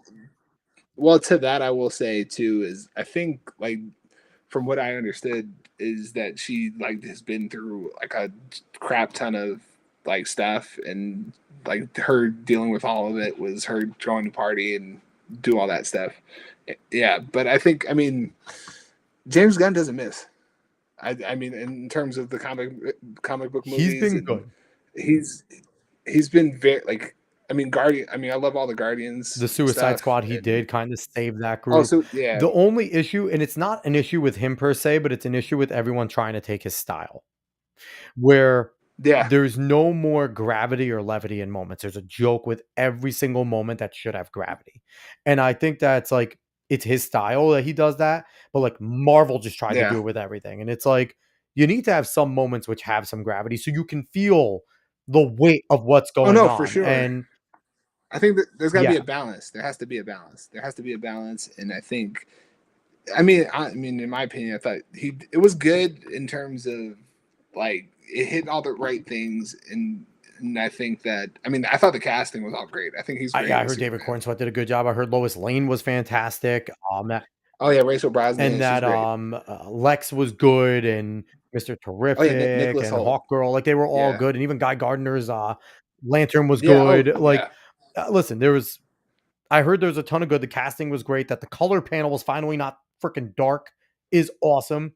yeah, Even though, like, I'm one person, I love Henry Cavill, and I actually enjoyed Man of Steel for the one main yeah. reason they showed that you can do a live action Dragon Ball movie in Man of Steel with the fighting that they did in the air with him and the other Kryptonians. Yeah, That's all I need in a Dragon Ball movie. Move fast, punch fast, fly through things. That's all I need. I'm a big Dragon Ball yeah, fan, so uh, but yeah.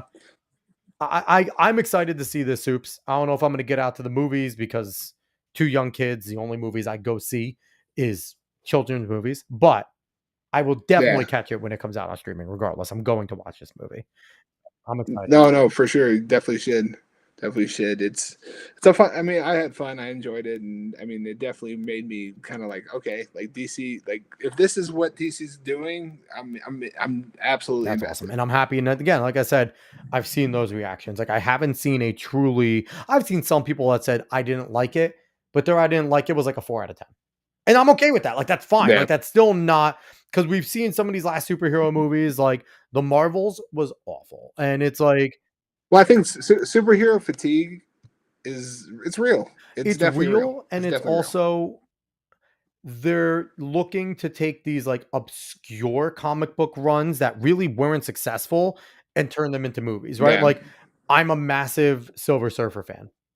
And Yeah. I'm pissed that they did the Shalabal version of Surfer for this new Fantastic Four because that Shalabal Yeah. run, it did happen in the comics and it was alternate universe, but it wasn't even like a good run. It wasn't a successful run. It's not a very known one. So it's Yeah. like, for me, it's like, no, give me Norrin Rad. Give me my Silver Surfer. And the CGI doesn't look great. I hope they Yeah. clean that up at least. But it's like I Yeah. saw they gave up, like they did her speech and everything. And I actually thought the speech was pretty Yeah. badass, but it's like they need to Yeah. clean up that CGI. It looks not almost not as good as the one back in the day. And it's like, come on, fix that, please. Yeah. And Fix that's saying a that. lot. Like that Silver Surfer, Rise of the Silver Surfer was an awful Fantastic Four movie. The only good part about it was Yeah. Silver Surfer and like the way he looked. And this Fantastic Four can be good, but I think I'm Yeah. also suffering from Pedro Pascal fatigue because he's just in everything and he's a good actor, but I'm so tired of seeing him in everything. Yeah. Yeah. No, I mean, I get what you're saying with that too, because I definitely feel like there are some guys who they love using. I mean, Robert Pattinson's supposed to be in like 4 movies next year. Like, and Yeah. it's like again, Robert Pattinson has proven that he's actually a good actor. Like, I wasn't a fan of Twilight. I loved him as Cedric Diggory in Harry Yeah. Potter. But he's actually Yeah. made some really good movies since then as well. Obviously, the Batman and things like that. And it's like, but he's gonna be in like 4 movies next year. And it's like, okay, we're gonna get tired of Robert Pattinson next year. Like, Yeah. I mean, someone's got to give Pedro a I break. mean, seriously, Pedro and and there's a few of them too, like Tom Holland and Zendaya. Like, can we at least put them in 2 separate movies? Like, I'm tired of seeing them together. Like, even in the Odyssey, like it's another movie. I'm terrified of them making the Odyssey because Christopher Yeah. Nolan does all of his dark palettes, and obviously he's the guy right now. And it's like for me, and I've Yeah. said it on this show before, it's like the Odyssey is one of the baseline epic tales of where we get all of our epic tales from, right? How are they Yeah. gonna make it interesting considering it's the original? And are they gonna do it well? Yeah. Are they gonna waste a ton of time on the Trojan War before Odysseus starts traveling back? Like, Yeah. I'm worried because it's one of my favorite books. Yeah. No, I get it. I get the skepticism, and I mean, I think as the movie goers, we need to be in terms Especially of. lately. They've killed everything I liked. All the lore the It's funny, actually. I kind of went in with to Superman with lower Mhm. expectations, and I was really like, I was happy I did because everything that they hit me with, I was like, okay, yeah, this is good.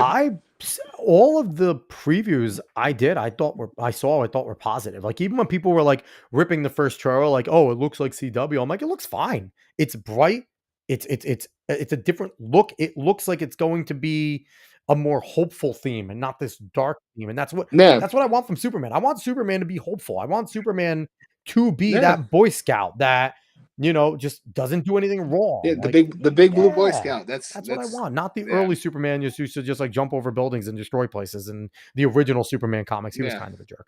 But but yeah, that's what I want. And it looks like they hit that. We're gonna get to a few more comments and then we're gonna get out of here. We inadvertently got into entertainment. Um yeah, Nate G saying, we're being spammed on Kick right now. It's crazy. Roman and Miz are still around that Cena had some good programs with. Yeah, and I'm surprised that Miz made the cut because there were rumors that he was about to get fired and cut. So I'm happy that he made it when they were doing a whole bunch of cuts and things like that. yeah. He apparently was on the chopping block, but I'm happy they didn't. Um, Oh, he's another guy. I think. I mean, he should absolutely be a Hall of Without a Famer. doubt, he's one of the most self-made individuals to go from being on like Real World, flat out saying I'm going to be a Yeah, WWE wrestler and everyone laughing at of him, to now being one of the just again another guy which doesn't need a belt to be entertaining.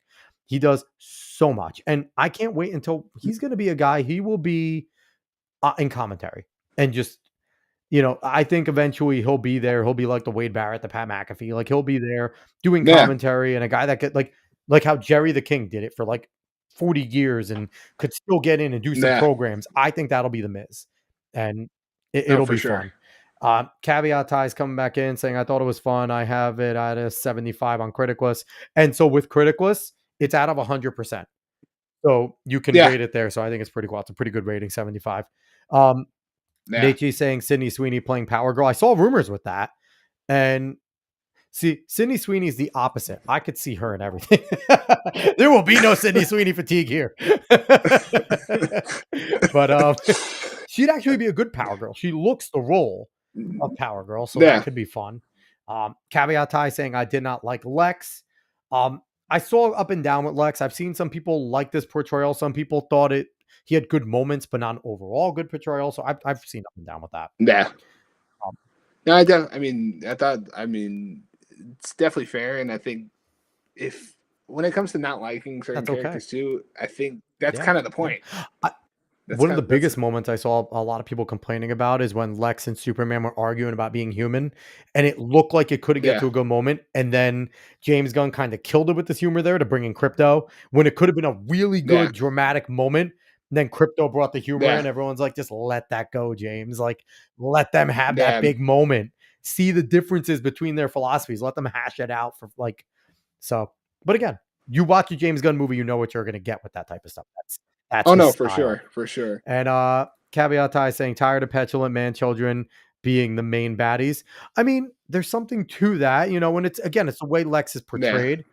I miss for sure. the Lex Luthor portrayal of the big, strong versions that they've had. They had a few versions where he was that big, strong, powerful businessman, that he wasn't whiny. He was Yeah, self-assured and he was just pissed.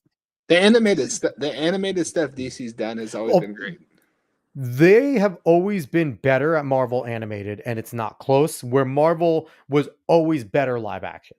Now, it seems like that could Yeah, shift. Like, listen, the Killing Joke is one of my favorite things of all time. Like, not even just comic, but yeah, also in the my brother got me the back when DVDs were a thing, but the DVD version of it, and yeah. it's so freaking good. But so we went on a half an hour longer than I expected. We got into entertainment inadvertently. TJ, I appreciate you coming on the show, man. Appreciate you having me. So, real quick, I want to talk about what you just did not too long ago, the TJK Classic. I'm going to throw it up here. So, what is the Yeah. TJK Classic? So basically, it's this idea that I had to have a charity celebrity basketball game, but with a purpose, and to make that like a really driven purpose in picking a charity. And the charity that we picked this year was the 7-6 Foundation, and we were able to raise money for them and all the amazing work that they do.